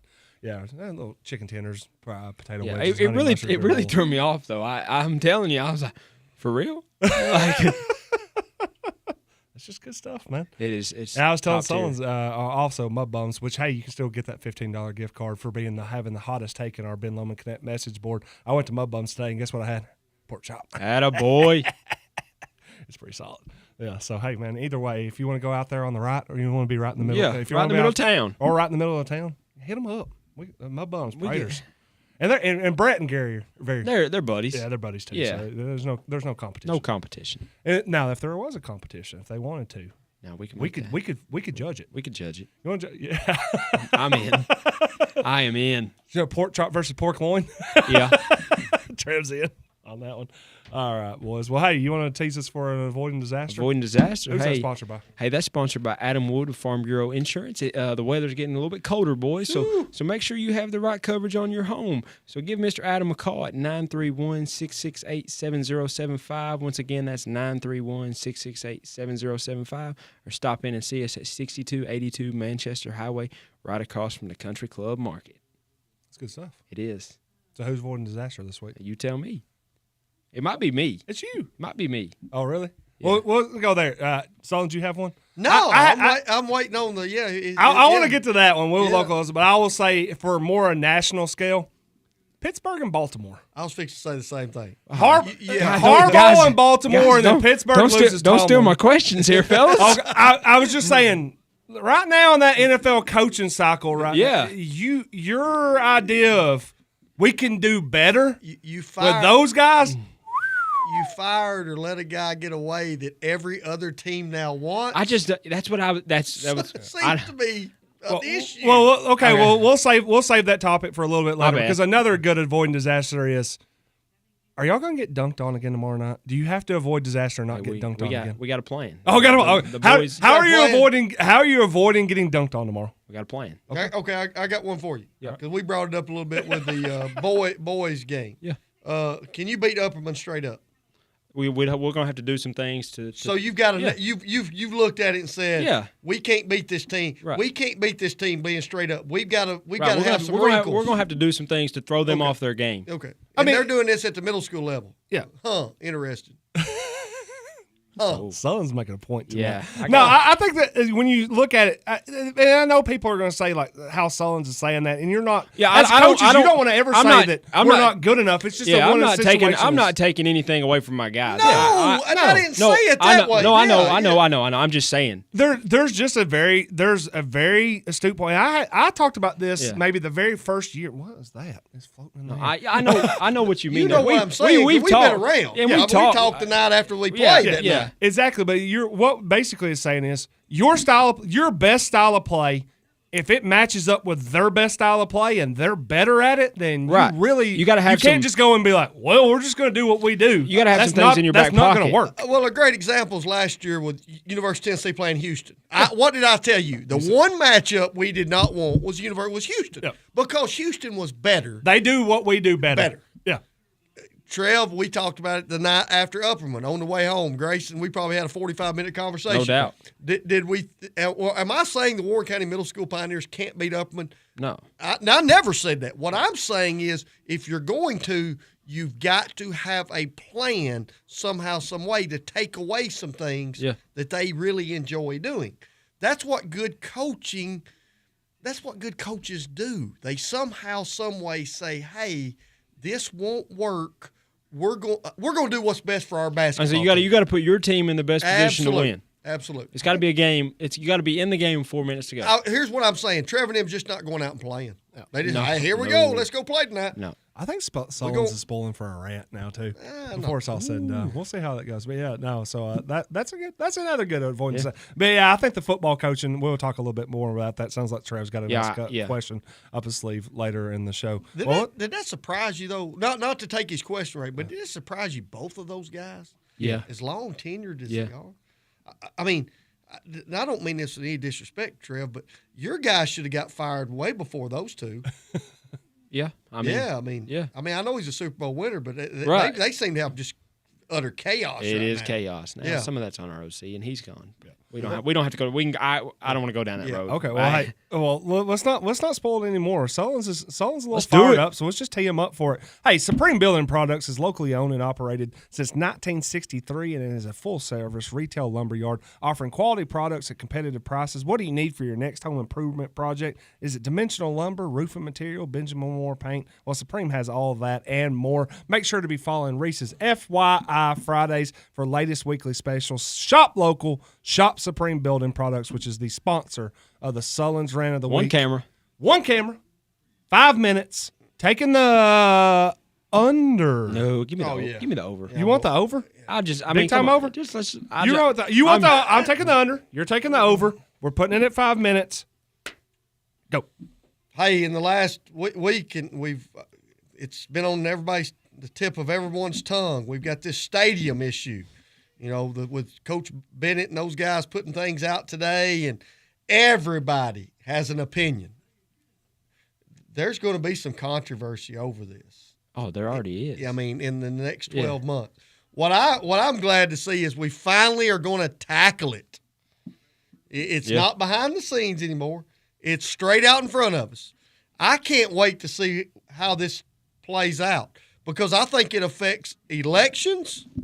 I think it affects our future of the county when it comes to what this county direction wants to go. Yeah. Here's what I would say. Jeff kind of stole my thunder a little bit. Oh no.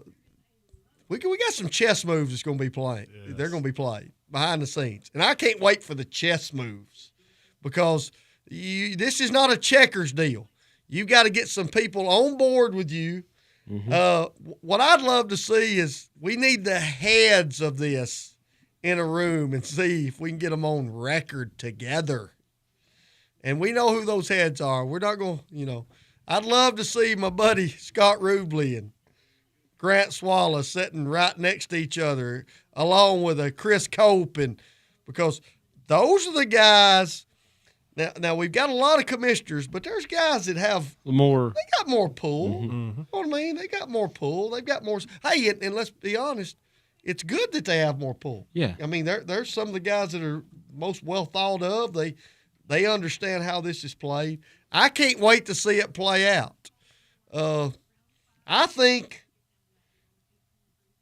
by this time next year, we're going to know if we've got a football stadium coming. I think that's going to be decided somehow, some way in the next 12 months. My prediction is by 2030, it's here. Yeah. I think it's here. I do too. I think ground has been broke, and we are well on our way to moving away from Nunley Stadium and being ready to have, he called it the Isha Field, with the Warren County Pioneer Football Stadium at the new Warren County High School. At the new Warren County High School. Just can't wait for that. That being said, let's have some stability. There's going to be some opinions that's going to be different than mine or Trev's or Jeff's. Let people have their opinions. But when it boils down to it, the vote's going to go the football stadium way.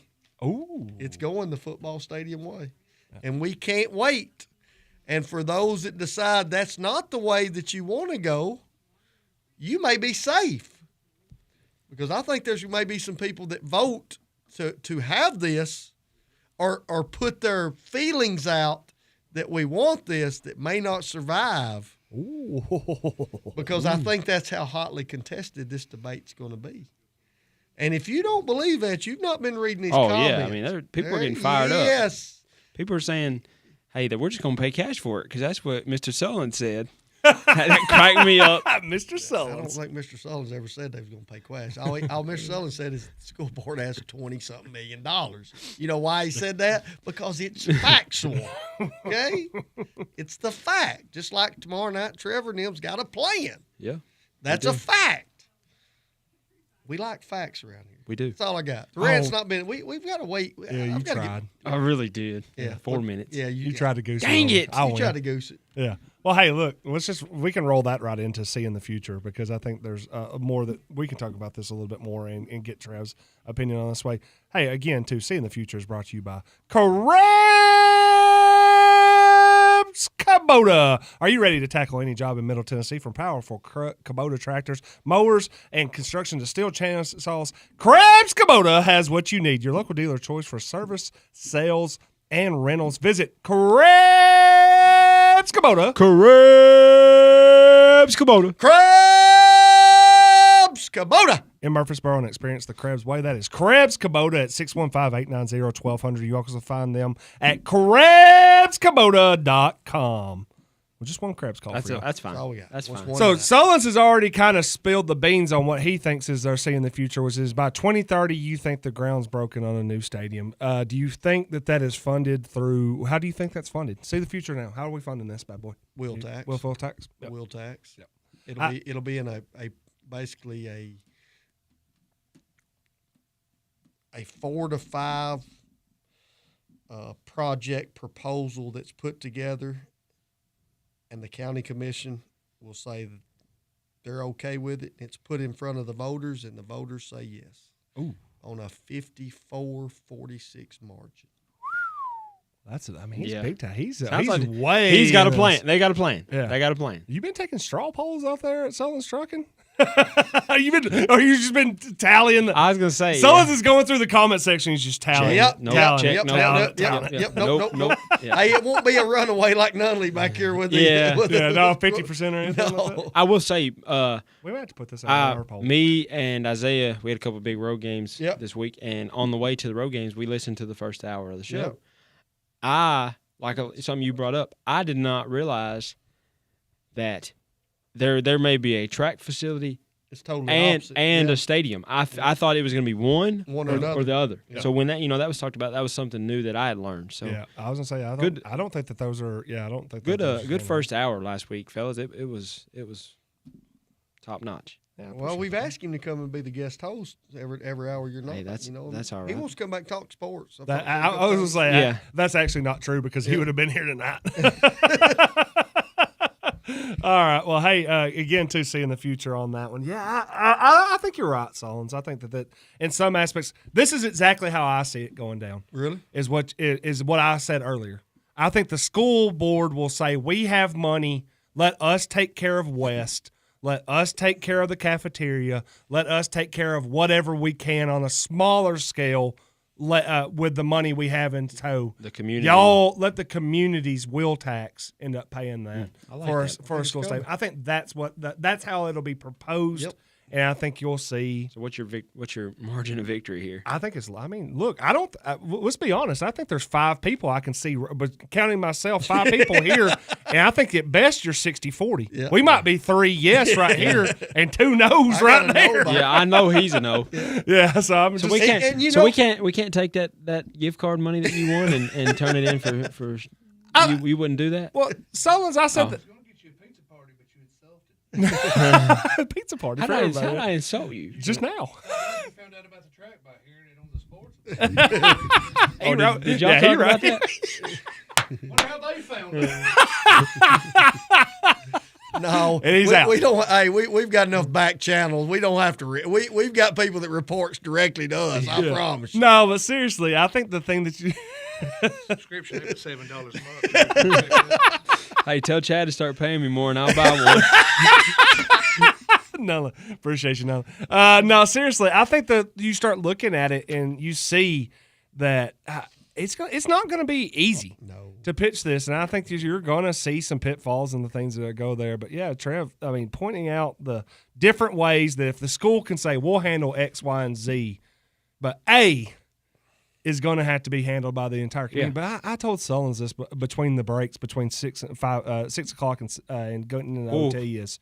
I thought you were going to say 6 and. Yeah, sorry. Yeah, I actually thought. But during the break, I looked at Sullins and I said, when I start thinking about it, I'm like, what is the wheel tax cost me, Jeff Simmons? And I'm like, I don't know, $30 a year maybe. That's what it is. 30. I was like $30 a year. So I'm like, okay, over the next 30 years, maybe we have to pay down a stadium that costs $25 million. Like, that's going to cost me $900 as Jeff Simmons. Now, as long as the wheel tax stays at $30 a year, so I'm like, okay, you can have my $900 over the next 30 years. I'm okay with that. There's a lot of people that are Well, not. I think you're right. There's a lot of people that are going to say no. There's a lot of people that it's not $30. It's, I don't know. I mean, Sullins, I'm assuming you probably pay a little bit more than $30 for Pay a little wheel bit. tax. But at that some being point. said, I do Yeah. think it's a fair. I think it's a fair tax, and if it goes for the right things, I don't have any problem with it. Yeah. My issues is when taxes don't go the right thing. When they're going to luring centers in Minnesota with Somalis running it. I got a problem with my account that says I've got to pay this amount. You know what I'm saying? Yeah, that's exactly. I think that's the biggest thing. When you give me a proposal and say this is exactly what it's going for, Yeah. and I'm like, And that's what it goes for. Yeah. What I don't like is, here's what I don't like. I don't like paying state sales tax and all these type things. And then I see that, if you've got enough money in this community, in the state. Start the clock again. Okay. You may. If you got enough money in this state that we can just start giving away fairy dust grant money, you got too much damn money, okay? That doesn't just I'm appear? out on that. Yeah. I'm out on that type of stuff. Hey, I tell you what, I'll keep mine, you keep yours, and if you want to build a building, that's fine, but I ain't building your damn building because you got a grant. I'm out on that. I don't understand that. That's the rant people want. Yeah. Well, he's went on that rant. I before. know. I mean, I really have issue with that. I don't have issue when it goes to municipalities. I do have issues when tax money's not going to where it's supposed to go. Yeah. And that's one, Trev's right in this aspect. We said this last week. If there's one thing that's going to maybe hinder this, how tax money is being spent now is something that you're going to have to overcome. Because most people, as soon as they hear tax dollars, they're thinking Nope. they're being wasted. Yeah, nope. Well, there's That's something you got to overcome. And you're also going to have to explain to people when you extend the wheel tax is what has it been going to for the last few years anyways? I would agree with that. Is that not shouldn't y'all have already saved up enough money to do some of this? Haven't y'all already? Is that not in some ways why you have $27 million sitting around? And if enough people think that and believe that, they'll say no, we don't want it. I think I don't think people are going to fight you tooth and nail for $30. No, I don't think that. Because it's like Dwayne Ramsey asked it in the Ben Lomond Connect message What board. can I do to help? What can we do to help? If you went and asked, if you said, hey, we're going to start trying to fund this, self-fund it in the community, and just asked $100 a person, I think you could probably get 6,000 people to give $100. Yeah, I would say so. And you get yourself to $600,000 really quickly. I would say so. And even then, you might even be able to find 100 businesses that would even give you $1,000 or something like that. I think that if you ask that, and that's not $30, that's asking for more than $30, that they would do that. That being said, if they knew that's exactly where they was going, that's exactly what they're funding. I would say this one thing I think that needs to be, and I think we've said it, our county commission and school board has done a good job in this aspect. You talk about the wheel tax, and it seems that wheel tax does go for education. Well, if Grant said it last week, when you start talking about $30 in the grand scheme of things, if you've built a new school at Centertown, Morrison, Irving College, all the upgrades that's went on, they've did a pretty good job of that. I'm a guy that kind of watches for things.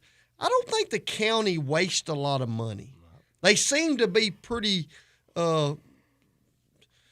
they're pretty conservative when it comes to dollars and what's being spent. I don't see, and maybe I'm wrong, I don't see county money wasted day after day after day. No. Now, somebody could get in the comment section and say this, and this, and they might point and they it out. probably, but I'm saying overall, I'm not seeing it just, it's wasted over and over and over.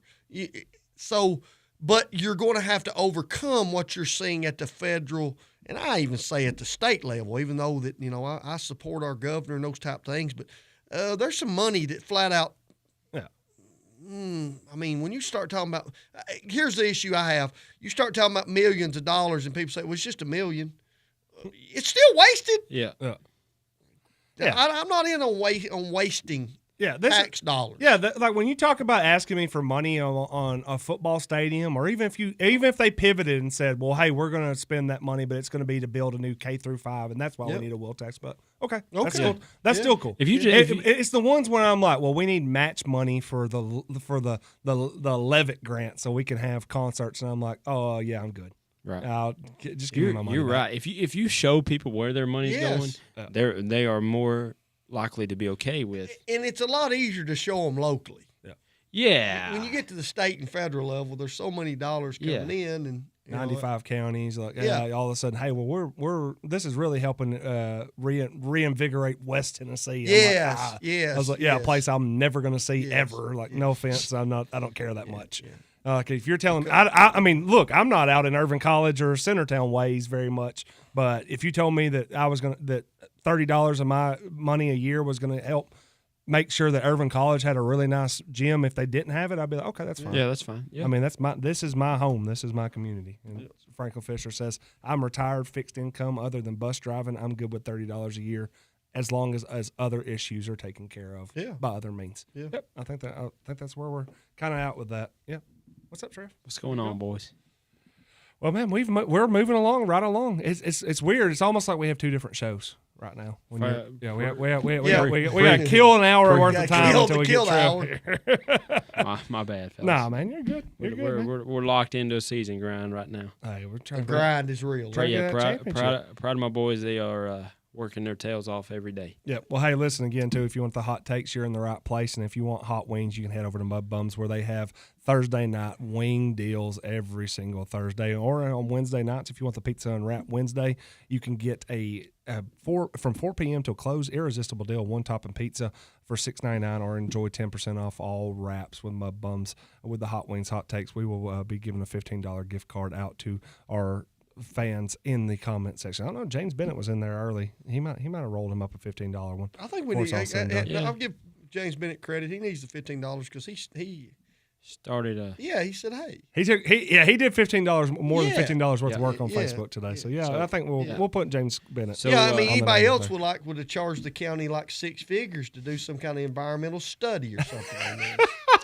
So for the rant, I know I took the over on 5 minutes. I never said 5 consecutive minutes. Oh, so did you get it? So did we actually get there? I think I may have got there. I think you might. No, have I think tomorrow night. I think everybody needs to go to Mud Bums. Yes. Get them some wings, get full, and then about 6 o'clock, Come on over. head over to the middle school. middle There's school. two big games: girls at 6, boys at 7. So.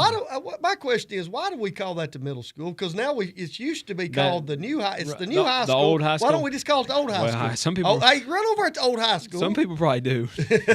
Brian Ruiz says, perfect day to use my Mud Bums card. Did you ever get Atta it? boy, We got a game, big dog. Yes, I did. Yeah, okay. So he can go after right now. school, get him some wings, Yeah. and be back by then too. And again, too, Tony Pardo says, name the new football stadium Chick-fil-A Stadium, and no one would complain. Yeah, you're right.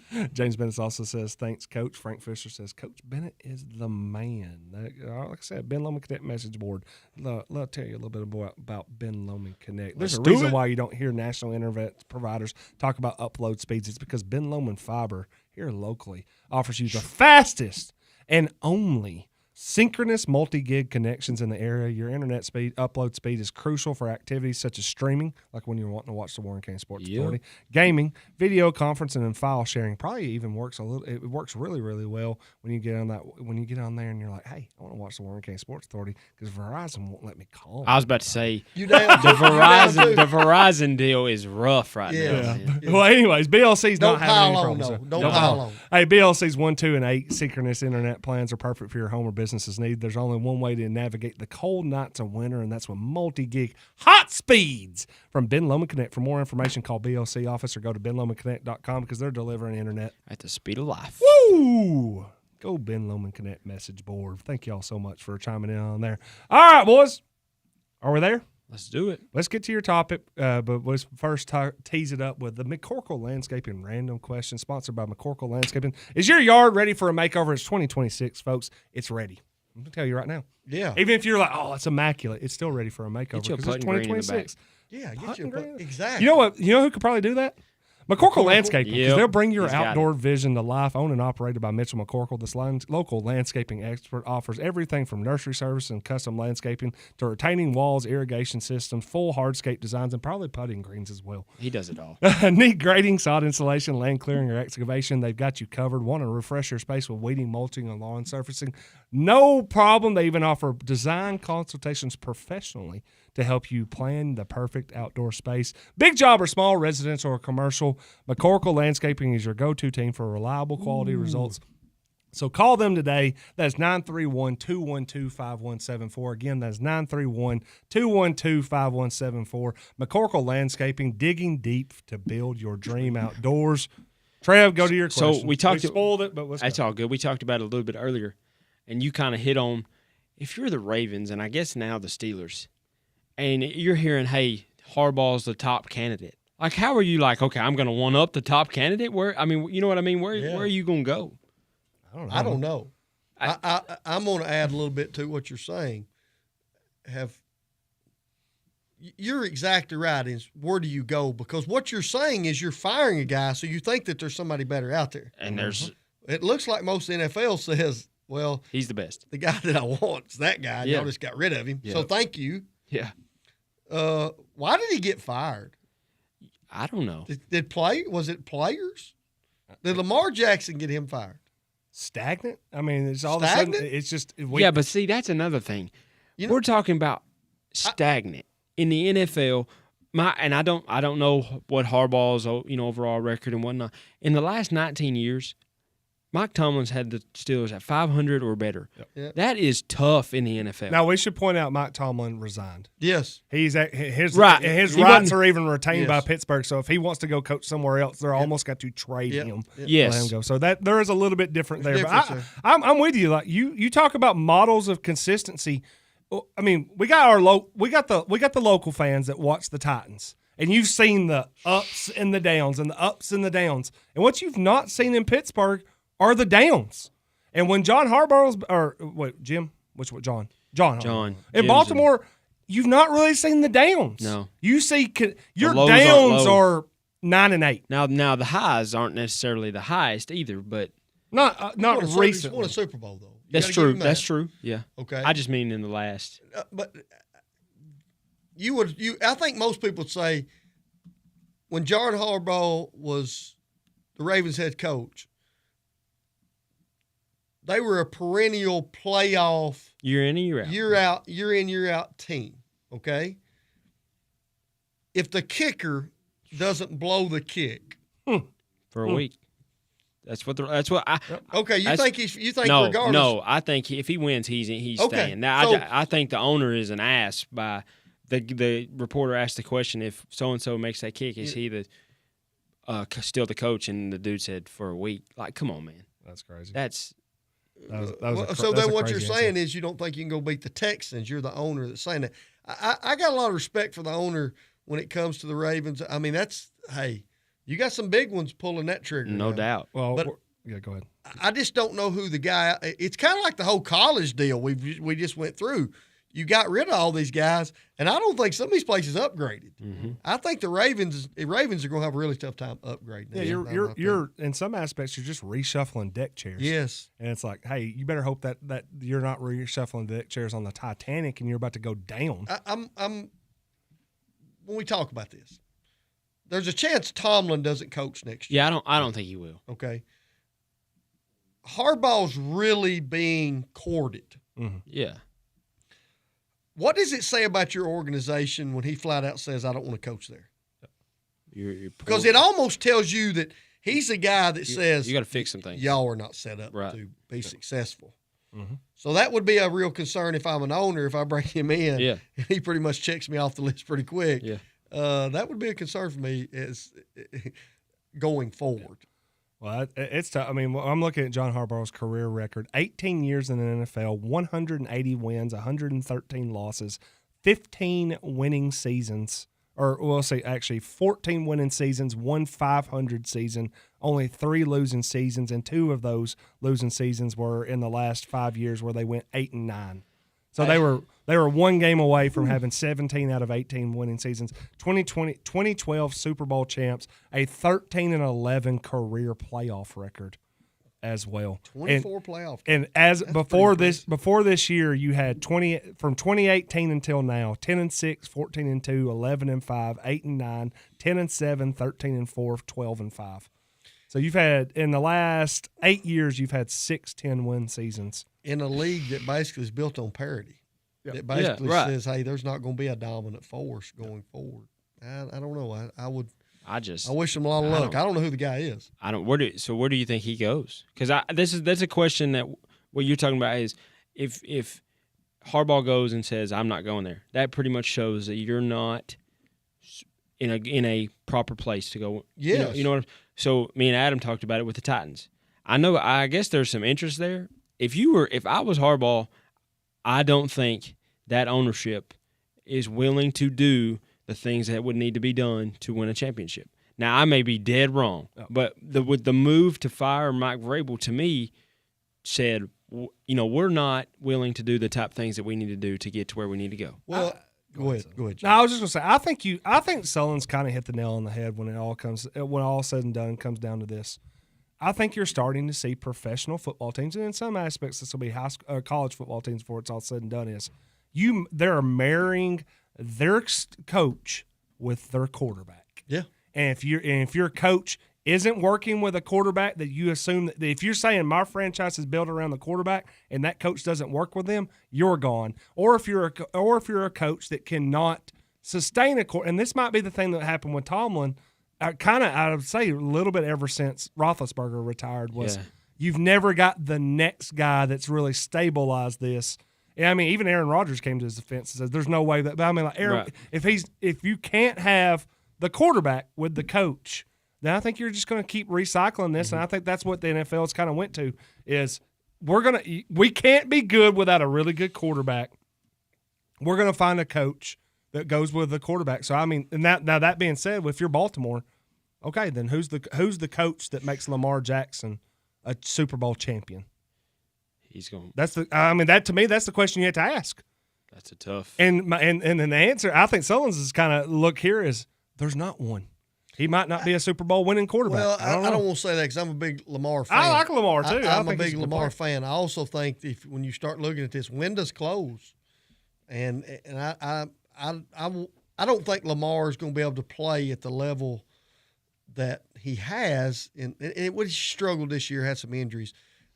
The way he plays, he's probably not playing until he's 40 like that. No, I wouldn't think so. That window's closing. Just like with Josh Allen. Here's the reason the window's closing. The QB position is so important. When you look out there, some of these young bucks are coming. The May kid, he looks pretty good in New England. Caleb Williams, he finds a way. He finds a way. When you start looking at that, hey, there can only be one every year. That would be a real concern for me when it came to Lamar. I think that there's probably a 24 to 36 month window, a 2 to 3 year window. If you don't get it done, because there's no way the next guy. Well, I don't want to say no way. There's probably a 90% chance the next guy that comes in at Baltimore is not staying there for 18 years. Probably not. There's a 2 to 3 year window, and if it's not going well, like Jeff says, it's time to go rinse and repeat. Yep. And go find another coach quarterback combo. Before it's all said and done. Yeah, I don't. I think it's wild to me to see guys like Tomlin and Harbaugh that I'm like, Now I mean, granted, Harbaugh's 63. I mean, I don't know. It's just in some aspects you start looking at it and they're like, it's a young man's game, and you're going to try. Like I look at Jacksonville and Lynn Cohen, and they're like, we're going to find these guys, and I'm like, yeah, you might, but I've also watched Jacksonville recycle through 5 or 6 coaches, and I'm like, some of them are terrible. And then sometimes you end up with Urban Meyer, and you're like, he's going to do it. And I'm like, yeah, whatever. Yeah. Like Eric Blue just said, an 18-year NFL head coaching stint may never happen again. I mean, I would agree with that. Harbaugh and Tomlin might be the 18 and the 19. last of their kind. 18 and 19. Well, I mean, you think about Pittsburgh. You know how many Pittsburgh you know how many coaches Pittsburgh's had in Sullins' lifetime? Sullins' lifetime. 3? Either 3 or 4. It's 3 or 4. Yeah. Because Tomlin took over for, was it Cowher? Yeah. Tomlin took Before Before Cowher. Cowher, it was like Noel. Yeah. Chuck, no, I mean, like they Sullins is, I mean, Three coaches in Pittsburgh in 50 years. One thing I think that gets overlooked, we talk about, and the head coaching position is very important. Don't get me wrong. There's no doubt, and the reason it's important, you look at guys like Tomlin and Harbaugh and the success that they've had. You got to have good front office staff that understands how you want to surround football team. Yeah. That's my biggest concern when it comes to the Titans. It goes to ownership too. Yeah, exactly. Some of the things that the Titans have done over the last couple of years, the A.J. Brown trade was dumb. Whatever that appreciate was. it. But. Yeah, thank you. The Eagles really appreciate that. Johnny Robinson. I don't know if getting rid of Henry was the greatest idea. It's not looked great. There's just some things that when you look, so you better put somebody in place. So I think what Harbaugh's doing, he's going to find out how much. Hey, if that guy's going to be the reason that we're successful, or he's going to be bringing in the personnel that's going to be the reason it's successful, I better have a hand involved in that. We got to be on the same page. Absolutely. Yep. So, and I think that's one thing the Titans have had problems with in the last couple of years. It seems the whole GM coach combo, it's kind of like pulling up at mud bums and saying that I want a salad, and let's go ahead and put some, put some poison on it. That'll work well. I want poison on my dressing. That usually doesn't work well. Well, hell, you're talking about the Titans and talking about their ability to figure out personnel. I mean, look at the person. I mean, you had Mike Vrabel. Yeah. You know who's really excited about having Mike Vrabel right now? The Patriots. Yeah. The moment they're in some ways you're like, Mike Vrabel basically his availability was one of that had the Patriots go, we can move on from Bill Belichick if we need to. That's the thing that when I'm the Steelers, which I know Tomlin resigned, but I'm sure there's some things behind the scenes. Yeah.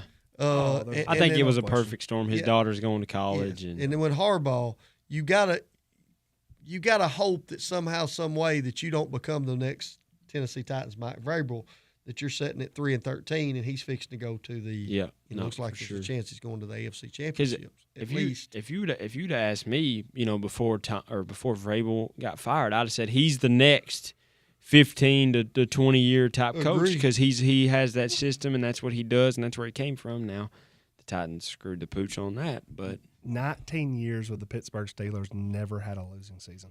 You know how tough that. That's tough. That is so. Now even saying that, he was 8-12 in the playoffs, and hasn't won it doesn't look like he's won a playoff game since 2016. Yeah, it's been. And there's some there, but I'm just saying, like, man, 19 years and the worst he ever was 8-8. But a lot of times he'd have to go up against the other guy we're talking about. Yeah, these are two guys having those two records in the same division in there. And it's not like the Bengals have been terrible. Lately. And now the Browns. The Browns. It's been nice to have those two. Yeah. We do have the Browns twice a year. That might help us a little bit on that one. Yeah, all right, that's a good question, Trev. Yeah, my bad. I mean, I know that was a tangent type, but. Yeah. No, Baloo just said it. That will 100% never happen again. 19 years. I agree with zero. that. Yeah, I agree with that. That's some Popovich stuff right there. Anyways, yeah, I'd throw my boy in I there. like it. Yeah, he always has to do that. Yeah. What's your question? I'm going to steal it from the chat. Aaron Blaylock asked it. You build a new stadium. What do you name it? And she said it's not going to be issue. Which I'm saying, hey, if they throw $20 million, it might be issue. But anyways. What do you name it? Josh Winfrey did have a good one. He said, name it the W.C. Wiltack Stadium. I mean, people, the Willet. Willet, W-H-E-E-L, Willet, the Willet Stadium. I don't know. What do you think? I just think I don't think you name it. No, do you name the field? Do you name it J. Walker Field or? I think you could name it the J. Walker Press Box. That's what I was going to say. So the field's probably got. I think the field's down might to two names. Might be reserved for a couple people. It's down to two names, in my opinion. It's Womack or Taylor when it comes down to it. Unless you want Taylor field. I mean, yeah. Of course, you could also, and then beyond that, I think you're talking about newbie or pause when it comes to coaches. There, I think that would be your. If I was saying, I agree. A Mount Rushmore of four names that are gonna be included on that. You're talking about Pause, Newbie, Taylor, Womack. But for sure, it's got to be the J. Walker Press Box whenever it happens. Yep. What, like Walker Way? Oh, Walker Way, coming down Walker Way. Now that would be nice. So I saw somebody talk about like C.J. Taylor Street, Walker Way into Taylor Stadium at Womack Field. You know what I mean? Just yep. It'd be interesting. It'd be interesting to know what they would end up naming it. I think it would end up being like a generic Pioneer Field until they wanted to. Yeah. Unless somebody does just roll up and say, "Cha-ching! Here's 8 figures." Yeah. And then all of a sudden it's like, well, you name it. You got it. Yeah, you name it. In fact, yeah. So, I mean, I don't think that's. I know that's been thrown out, and I'm saying, and we're not going to say. I don't think Warren County is going to turn a business down if they want to sponsor a field for $20 million. I'm just saying I don't think it's going to happen. There is not many, if any, businesses in Warren County that could do that. No, I don't think it's going to be the Hot Corner Card Stadium. Chris Cope's in the comment section. Hey. If he's got I will be honest. If he's got 20 mil. If he's got 20 mil, we'll throw out for a stadium. Feel free. Yep. Hey, now prove me wrong. Now we did have Hutton, when Hutton sent us all that whole thing, he did lay out one business that said, hey, if you want to help your outlook in Warren County, maybe you should be the one that does it. I mean, it would help with some, and it'd still piss some people off. It'd be like they've came in and they're doing that. And they pull the curtain over your eyes by buying the stadium? Yeah. Damn it. All right, they would be in an uproar over that. Yeah. Oh, boy. The Rock Crusher Stadium.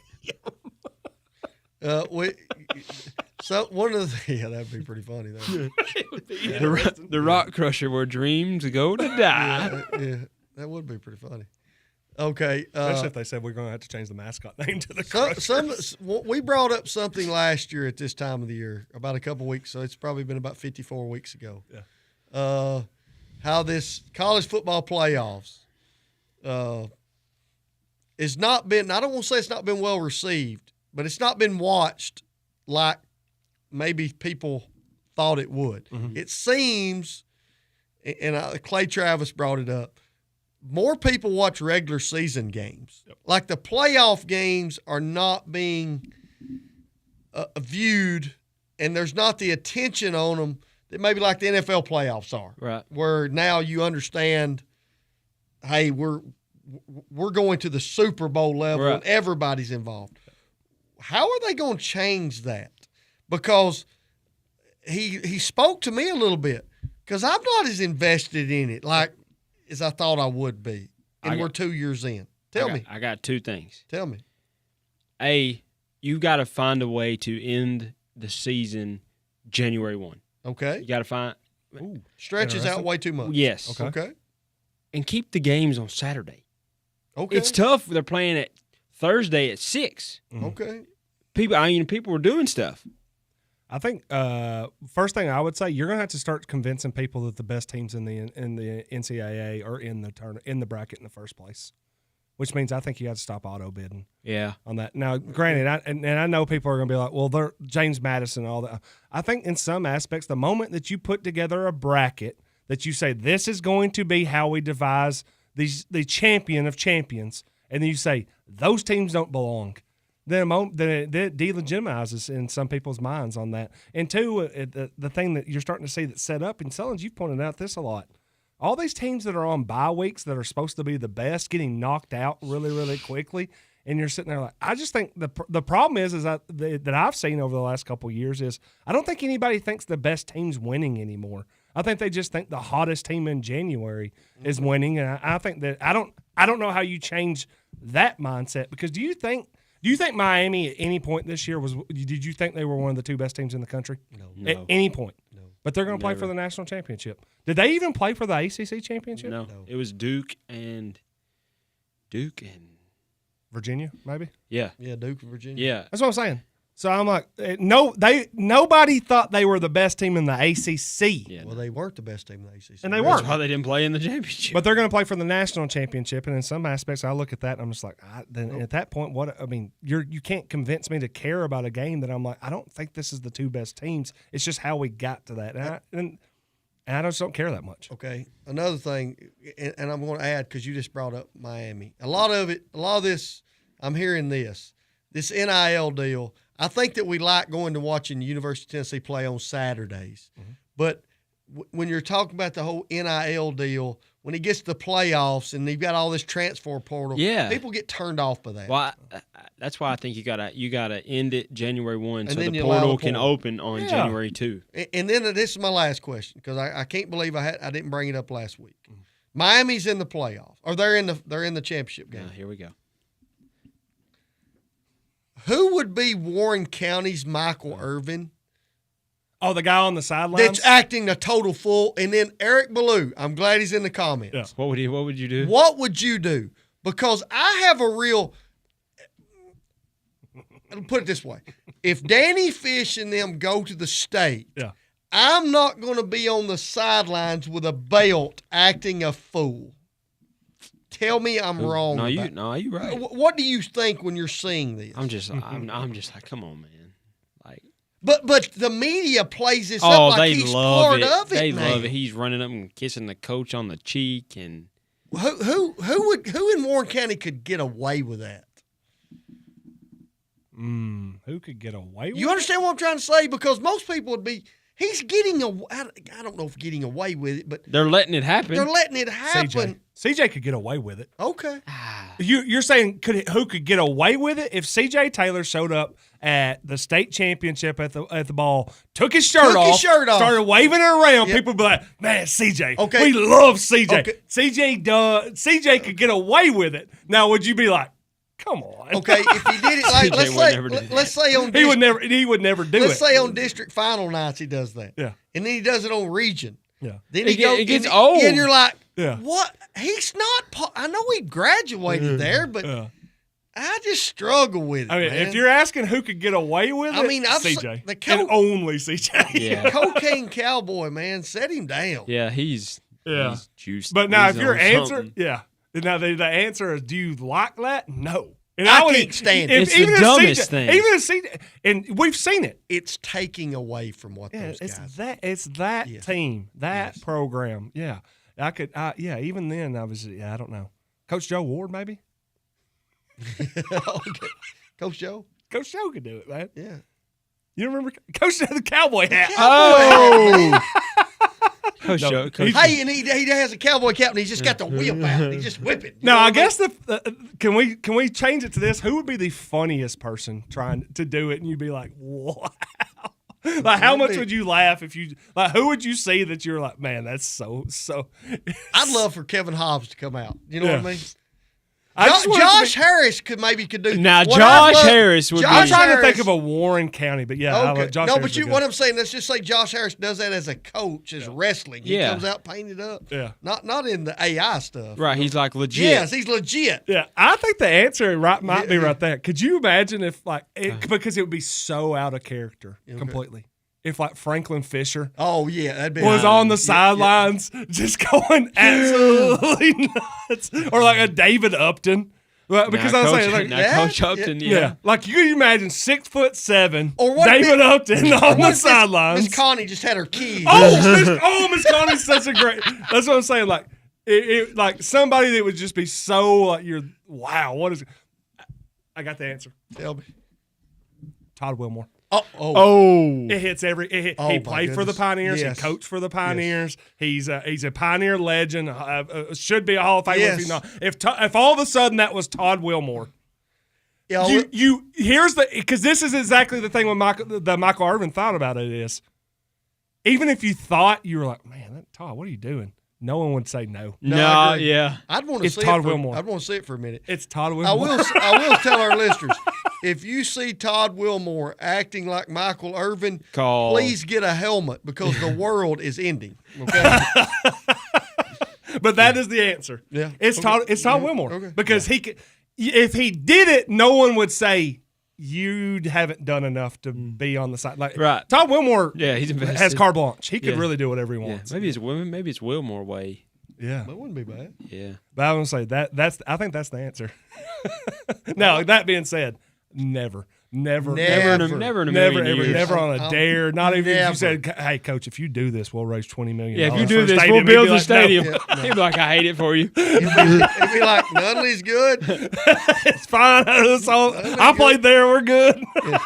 Here's the bus will be fine. Girl will pick them up. You know how we said last week when Dr. Swallows said, "Hey, I get calls the next day and stuff like that." They're going, I cannot wait to hopefully get a text. Candace works side by side I with I cannot wait for the hopeful that Todd Wilmore texts me tomorrow and goes, "Hey, did you compare me to Michael Irvin on the radio last night?" Did you say I was Warren County's Michael Irvin?